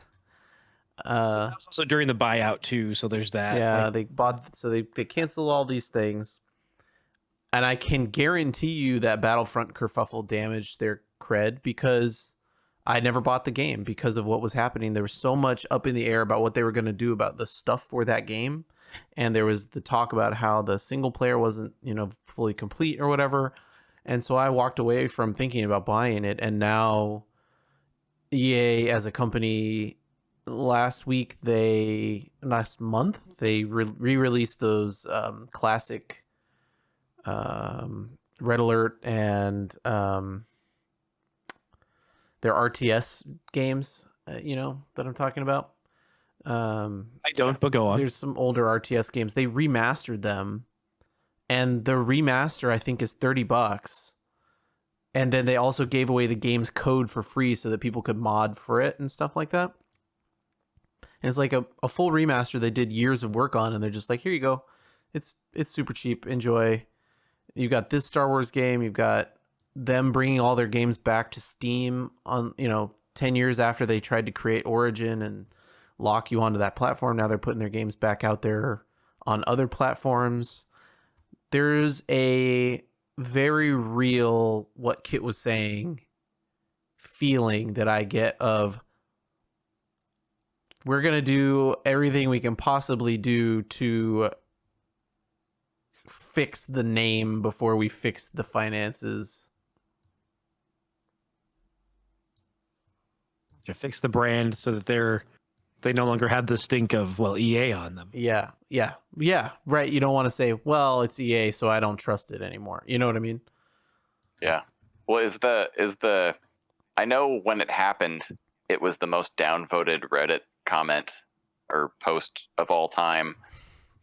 Is it still the Battlefront 2 thing, the microtransaction thing? Is that still the most downvoted Reddit comment of all time? I'm not hip to the Reddit anymore. Oh, okay. Sorry. I'm not either, but I know that I remember hearing somebody say this is like, because it got downvoted however many tens of thousands of times or whatever, that it was the most downvoted Reddit post of all time. Yeah. That doesn't surprise me. Command and Conquer is the name of the series I was thinking of. You've heard of Command and Conquer. Everyone's heard of Command and Conquer. That's correct. I've heard of it. I haven't really played much first or RTS games outside of StarCraft, but yeah, I'm familiar with what you're talking about. Sure, yeah. And so that's like brand new. It's $20. It's a brand new game, redone. So it's a remake, right? But it's not even a remake. It's a remaster. It's just like they tightened up the graphics. And no, they top to bottom they out. redid the game. They just, you know what I mean? Oh, okay. Yeah. It's weird. It's a weird series of releases all in a row from EA that don't make you go, well, they do make you wonder what's up. Like, what's the catch, right? Yeah. Well, that was what I thought when I saw the $40. I mean, they definitely damaged their company because that Battlefront 2, that whole thing blew up like when somebody who'd been like a beta tester or something posted a thing about how before they changed things, how it would take you something like, I don't remember what the exact numbers are, but it was like it would take you 40 hours of gameplay to level up one character. And like if you wanted to level up Darth Vader, it would take you 40 hours of playing to level him up or something. And there's like however many 30 characters in the game or something like that, and that how much it would cost you in loot crates and whatnot. And then that's what caused the whole thing to blow up. And that was happening like right before, when people still had time to cancel their pre-orders, and it was happening right before the game came out. And it was a major tentpole, for them right before the holiday season. And I'm sure that was a complete nightmare for them financially, because and then they had to go back and get rid of all the loot crate stuff, and they'd already said that they weren't going to do any paid DLC, and so like I'm sure that they lost quite a bit of money on that. And then you've got the mainstream media doesn't normally cover video game releases, and you've got people on CNN talking about how the governor of Hawaii wants to look into whether loot crates are gambling or not, and like that's got to be a PR nightmare for them. Yeah. Unnecessary comment, but it is still the most downvoted comment on Reddit. Wow. Wow. The other one being the one right behind it, and not even close, is something under the Reddit. Thanos did nothing wrong, and they literally asked for downvotes for that. So yeah, there's. So yes, that's still the most, but not doesn't help the conversation. Just adds a little bit of factual background, guys. Yeah, no, it's good. I while we were looking at this, went down a click hole because I had open a page about Ahsoka Tano's lightsabers because of what you were saying about how they were white, and I noticed something I never noticed before about her sabers. I think I'll leave it for another time. Yeah, I'm down a click hole. Are you gonna remember it though? Yeah, I wrote it down. We'll talk about it next time. Okay. We'll talk about it next time. Okay. No big deal. We're good. Is it the difference in length? Yeah, and the shape of them, the newer ones. The shape of the hilt or the shape of the blade? Hey, hilt. Yeah. Mm-hmm. Okay. Yeah. That's fine. I mean, yeah, we can cover that next time. Yeah. There is, I mean, they in the original Clone Wars too, they had the different lengths, the Shoto and the Daito. Mm-hmm. So that was there from essentially the beginning. And just another lightsaber form of combat. It's interesting to note that when they introduced Starkiller, or I shouldn't say when they introduced him, but in the second game, he started using two lightsabers as well. So that at that point, you have two of Vader's apprentices both doing the same lightsaber form, which is kind of just an interesting note. Ventress is not. Ventress is no Starkiller. Yeah, but you said two of. He's talking about Ahsoka. Yeah, Ahsoka and Starkiller. Okay, right. Yeah, it's all good. Starkiller, right? No, it's late. My brain's tired. Wasn't thinking. My bad. Okay. It's all good. Are the different lightsaber forms still canon? Yeah, that's a good question. Yes, there are still. Actually, that's an interesting point too. So there are still, I believe, 7 lightsaber forms. Are they still called like Makashi? They had Way 3 of the in the Rancor, game. Stuff like that. Mm-hmm. They had 3. And there's actually a newer one that's supposedly, this is one of the things where it's like it's the internet rumbling and different information going out at certain times. Part of the new, essentially, I keep calling it Star Wars Double Dare or Star Wars Legends of the Hidden Temple. It's a Star Wars Jedi Temple challenge on YouTube. Mm-hmm. They introduce a new Jedi Master, oh God, Ahmed Bach or something like that. I think I'll have to look it up. But he employs a new lightsaber form, which is based on Eskrima, which is a Filipino martial art, and uses in the martial art can use multiple handed weapons. But in this one, it's a new form that handles only is one-handed, and the other hand is used to wield the Force. But the form name is just kind of temporary because it hasn't had a hard confirmation in any book. It's more just people discussing it in interviews and talking about it, but it hasn't been. What is he from that they've created this character if he's not in any book? He's from the show. What? And it's being treated as canon. Which show? Jedi Temple Challenge. Star Wars Jedi Temple Challenge. And his name, I'm at the page right now. His name is Kelleran Beck. Is that Kelleran Beck? That he's played by Ahmed Best. Ahmed Best, yeah. Who played? Who played Jar Jar? Right. I'm sorry. That's where I got mixed up. Ahmed Bach is the character Ahmed Best played in the Clone Wars. I'm sorry, Attack of the Clones. Right. He's a background character that he in the bar. In the bar scene when Anakin and Obi-Wan are chasing down Zam Wessel. Yeah, Zam Wessel. In the background, he's there as well as Anthony Daniels as two kind of just background characters that ended up getting a Tag and Beat type series and some stuff. And yeah, I would watch that. They turned, yeah. But yeah, so and he talks about it in one of the, I want to say like in one of the interviews and stuff. He just says like, oh yeah, that original character was just something that like Anthony Daniels was like, hey, let's go be in that scene over there. And he's like, what? Like, so they just jump into the scene. They have a costume. They go through makeup, and so then that spins out a little sub characters and stuff. And but they share the same last name. The new Jedi Master, Kelleran Beck, shares the same last name as Ahmed Beck. Okay. And he's said that they are connected. Now, is that okay? Have you watched the show yet? I've watched the first 2 episodes. Is it super duper Legends of the Hidden Temple for kids? Oh yeah.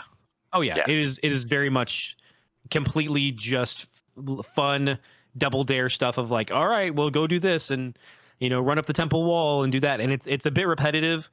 There's a little story bit in the middle of like, he tells you a story and then you have to recall the different facts within the story. And that's kind of fun, but it's kind of repetitive. And yeah, because it's like the same challenges every time. It's fine. They introduced 2 new little droids, like an R5 unit and a protocol droid. It's fine for just like seeing like, okay, this is just another thing in the Star Wars lexicon. I'm fine with it. It doesn't further the narrative at all. It's just a fun game show for kids, which is, maybe if that's what you're looking for, it's great. Maybe it'll be the first Star Wars show to start out for kids and actually be for kids the whole time. Yeah. I'm a little surprised that it's on YouTube and not on Disney Plus, but I think it was originally intended for Disney Plus, and then they shifted it to YouTube for Star Wars Kids. Oh, because all Star Wars Kids is on YouTube? Yeah, all Star Wars Kids stuff is all on YouTube, and it's a lot of the Galaxy's Adventure, which are freaking phenomenal. I highly recommend them to anyone. What is that? It's these little cartoon snippets they do where they animate bits from the movie or they animate new things, and they just create these little like maybe 2-3 minute scenes from the movies or original little scenes. Huh. I highly recommend it. They're really cool. I love them. Galaxy of Adventures? Yeah, Galaxy of yeah. Oh, that's There's a whole what bunch these of stuff pictures on are Star Wars from. Kids. Yeah. I have seen these animated things from Star Wars where I'm like, who drew that? Yeah. Yeah, no, they're really, I mean, it's I have the same feeling that I have.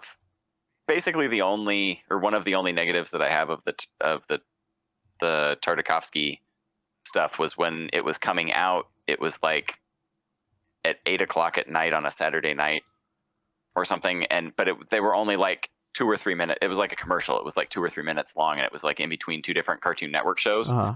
And it was hard to watch. It was hard to catch it and not miss it.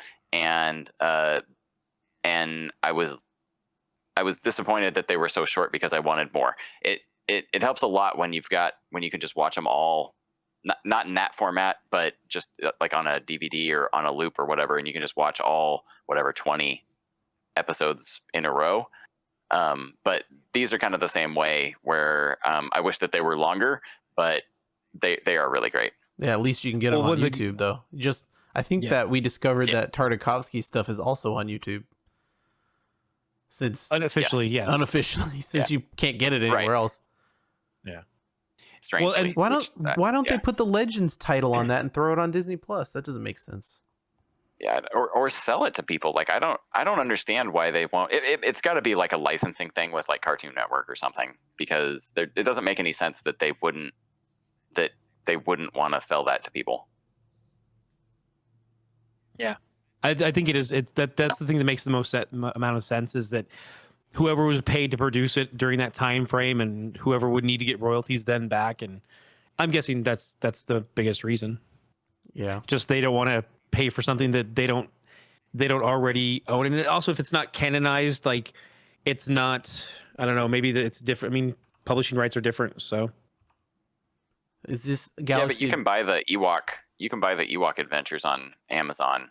So I bet it's a licensing. That Ewok Adventures will eventually be on. Issues. There's no way it's going to be on Disney Plus eventually. I bet you it's already there.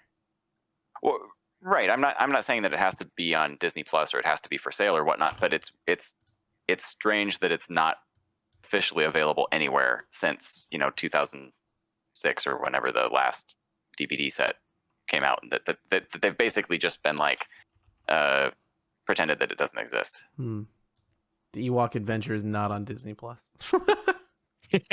No, but I'm not sure if they still are, but they like a while ago you could buy them on DVD. Amazon suggested them to me. Yeah. They were like, here's something you might like.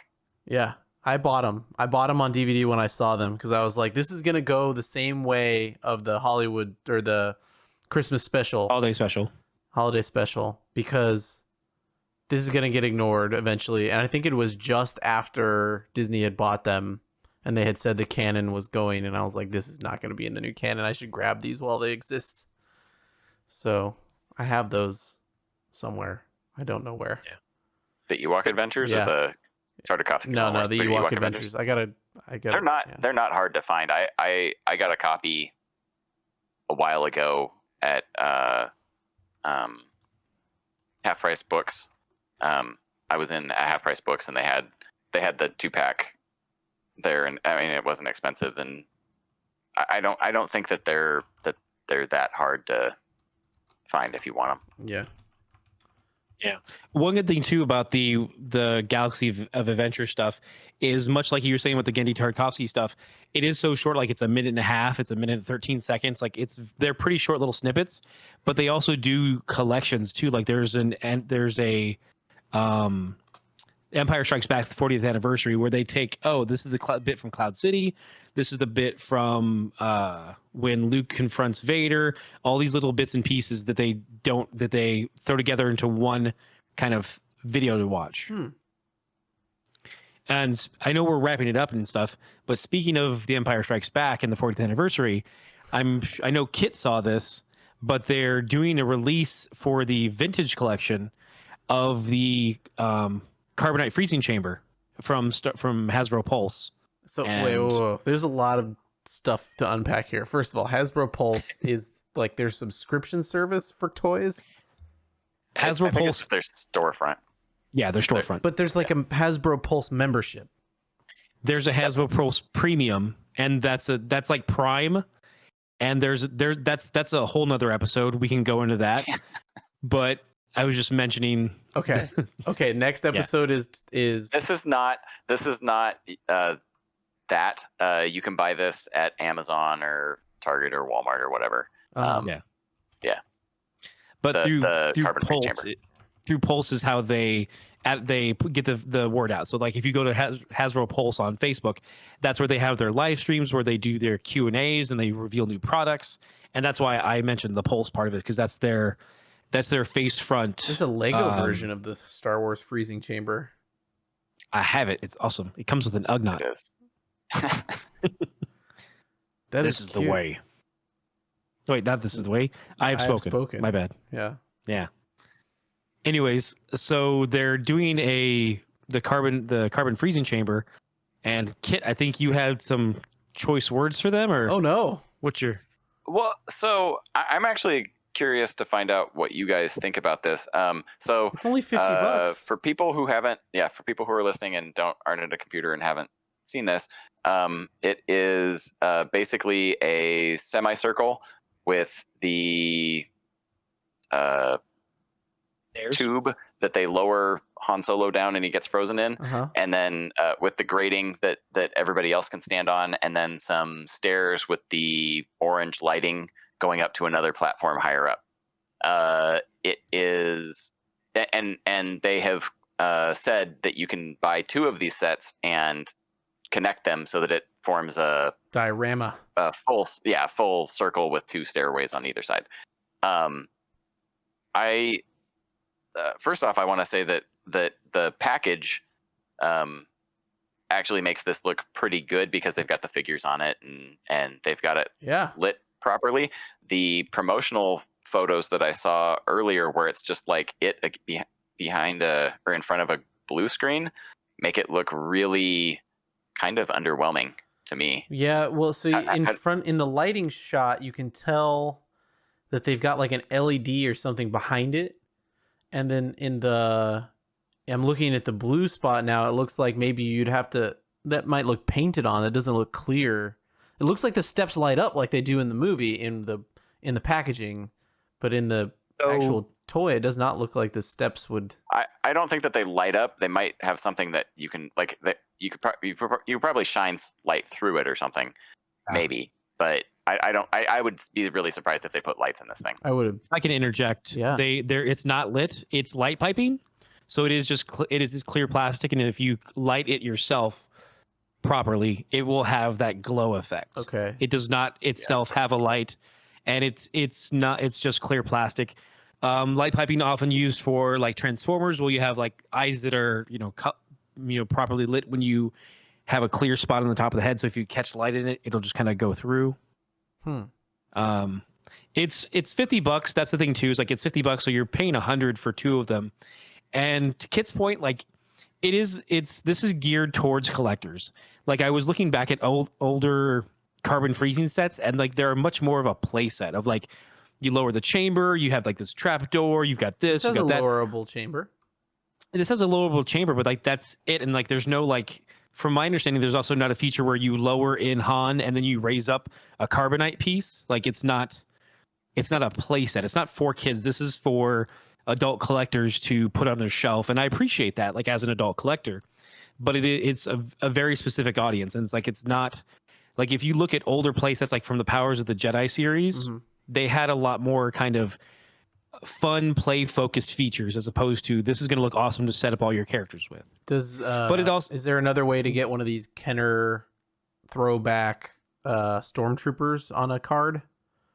No, well, not on that card. So that card, that's part of it too, is that card, it comes with one stormtrooper, one of the previously made bucks. It's not a new mold or anything like that, but it is on a Empire Strikes Back card, and it's for those at home, it has a stormtrooper in the carbon freezing scene, so he's in the proper setting, so it fits properly there. Yeah, I mean that's kind of cool.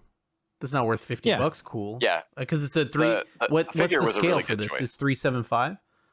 Yeah. Yeah, $50 for a 375 stormtrooper and half of a playset. Yeah. That's not the figure. If you consider that the vintage collection figures go for $13, then you're getting the playset for $37. That's not actually that terrible. I think that the Jabba's Palace playset that they came out with a year ago was a much better deal.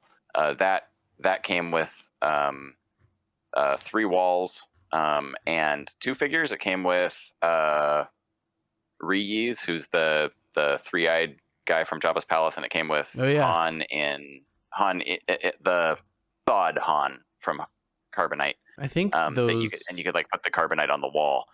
That was a really nice set, and I think that might have been, that was either $40 or $50. I don't remember what the MSRP on that was, but I think it was 52. But I that one I felt,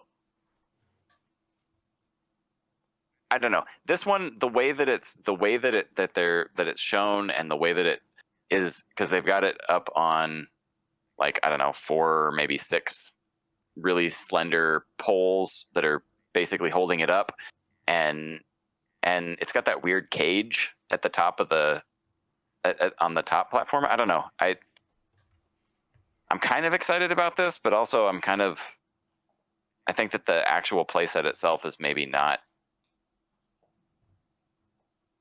exactly what I'm looking for. And I know exactly what you're talking about, Ken. I have the Power of the Force 2 carbon freezing set. It's actually set up right now on my bookshelf. I'm looking at it.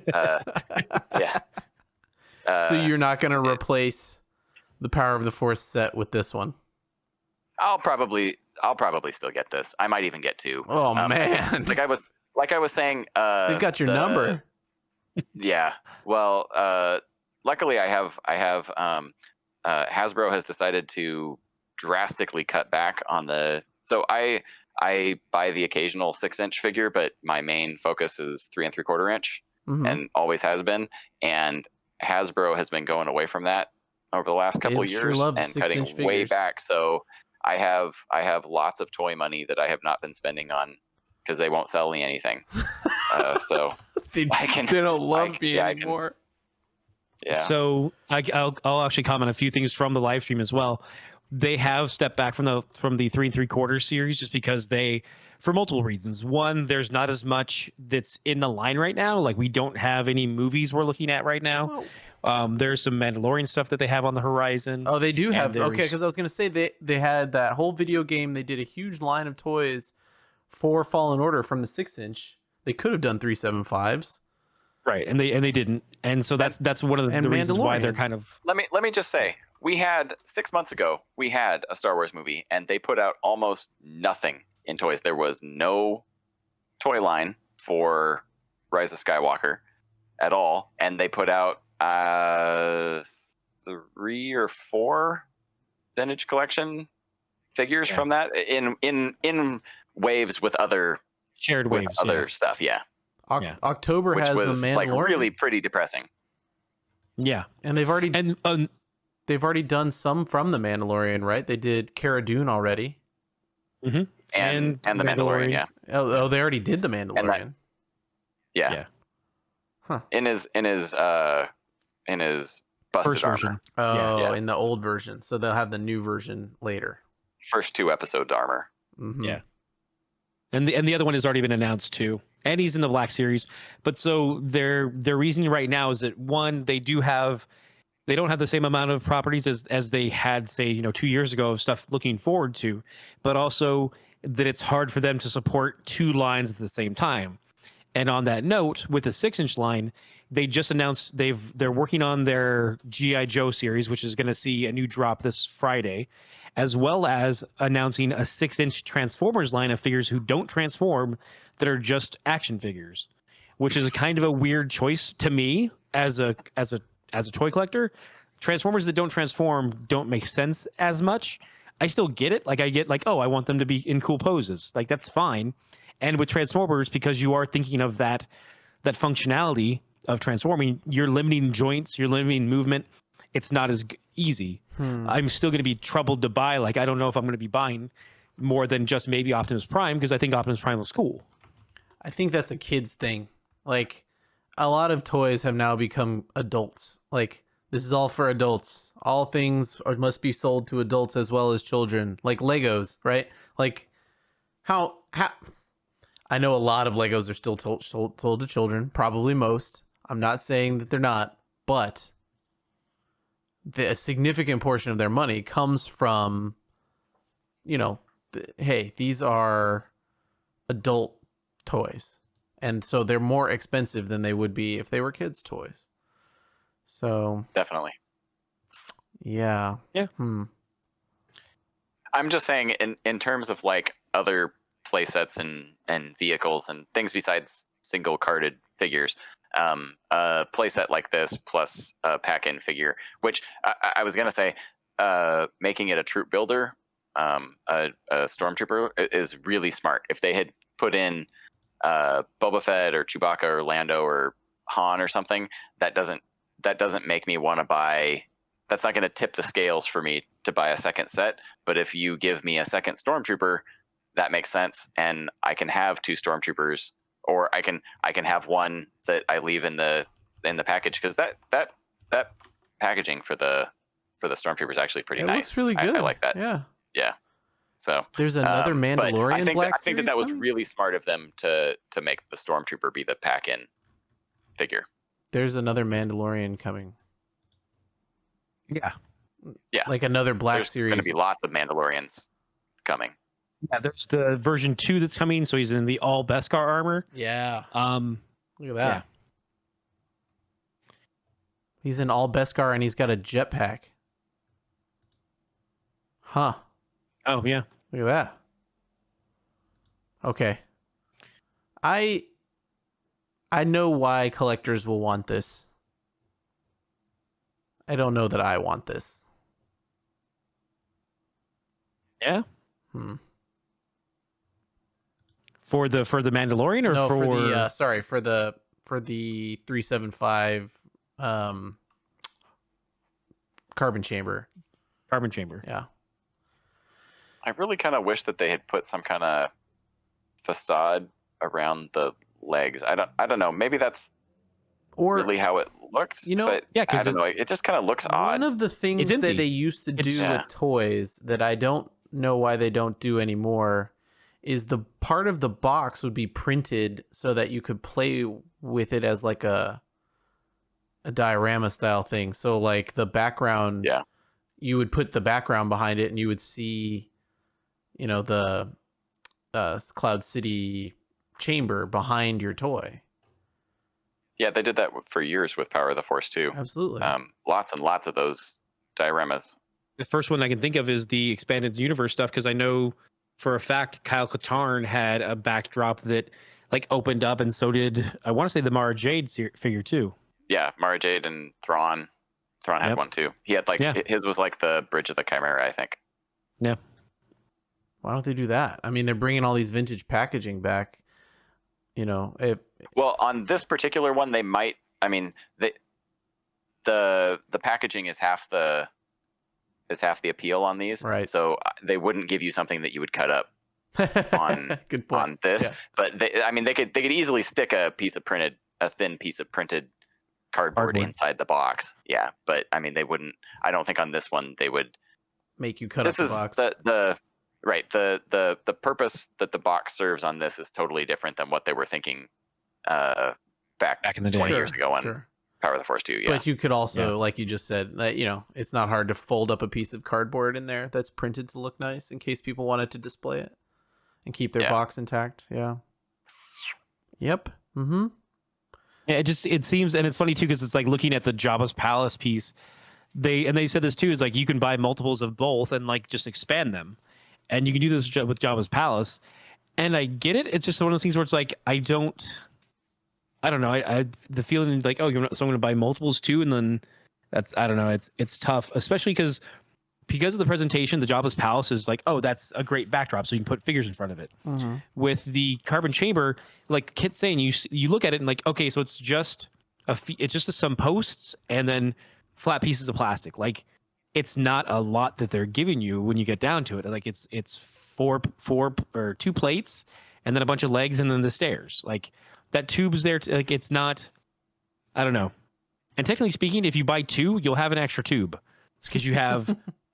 They give you the semicircle and one center tube. So it's like, oh, well, I won't use one of them. Well, like, then what are you doing with the other I'll piece? take your extra tube. Fair enough. I'll Put just it on your desk. Put some pencils Yep. and pens in it. yeah. I'll just leave it with Han in it, and when I'm having a bad day, I'll just make him up and down and up and down. Frozen.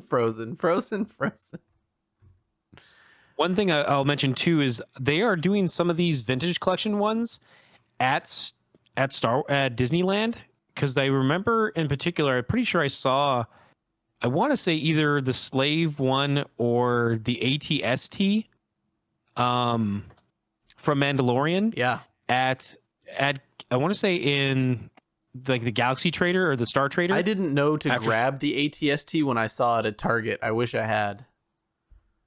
Yeah. I saw it. I think I saw the ATST at Target. Maybe it was the vintage collection. Maybe it was the Lego one, and it wasn't Okay. the vintage. Oh one. yeah. There's a Lego one for that too, and that comes with Cara Dune. It had and a Mandalorian, I think. Yeah, a Mandalorian, a Lego Cara Dune, and an alien. Cl- what are the names? I think it's Klaatu. Yeah, it might be Klaatu. Klatus? Something. Yeah. The dog-faced The guys. dog dudes. Yeah. Yep. Dog dudes. Yeah, Oh boy. but I already got the pre-order for the Razor Crest, so I don't need that Mandalorian, but now I need to get the Cara Dune. So I'm like, okay, Bricklink away. Here I go. Yeah. $12 minifigure. I mean, you can actually get her for about 5 or 6 and Really? Bricklink. Yeah. Wow. I figured that would be the selling point of that set for a lot of people, right? I mean, a lot of people are more going for the Mandalorian because they hadn't announced the Razor Crest yet. Mm-hmm. So, like, initially that was the push. And then there's also the push for the... Yeah. Is then there's Bricklink the also place? the- Because I gotta get another train engine for my kiddo. Yeah. Yeah. I mean, Bricklink for old stuff, you can still... I mean, Lego's still got some decent stuff on their site, and you can get that Disney train if you want. you know, I need another motor. One of the motors got clogged up Oh. with dog hair. Gotcha. Mm-hmm. Yep. And on that note, I think when we're talking about Duplo train motors, we might have gotten to the point where I feel woefully underprepared for this episode talking about toys. I have plenty of things to say about toys, but maybe we should save some of them for next time. Yeah? yeah, sounds good. I think so. Okay. All right, guys. Next time we'll be back with Ahsoka Tano's lightsabers. More about something Clone else Wars. that we- I have a lot more about Clone Wars. Oh yeah. But I wanted to do the stuff that was related to Fallen Order, and we got good stuff out of that too.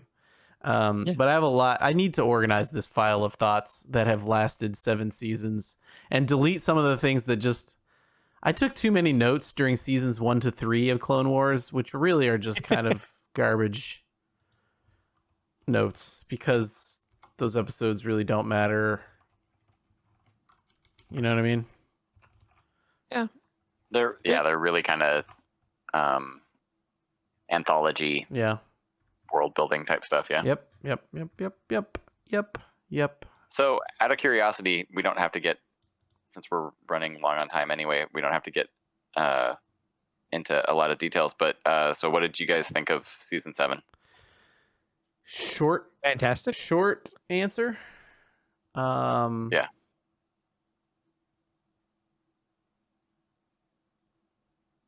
They should have. The pause is killing me. Sorry. They should have marketed it. They should have.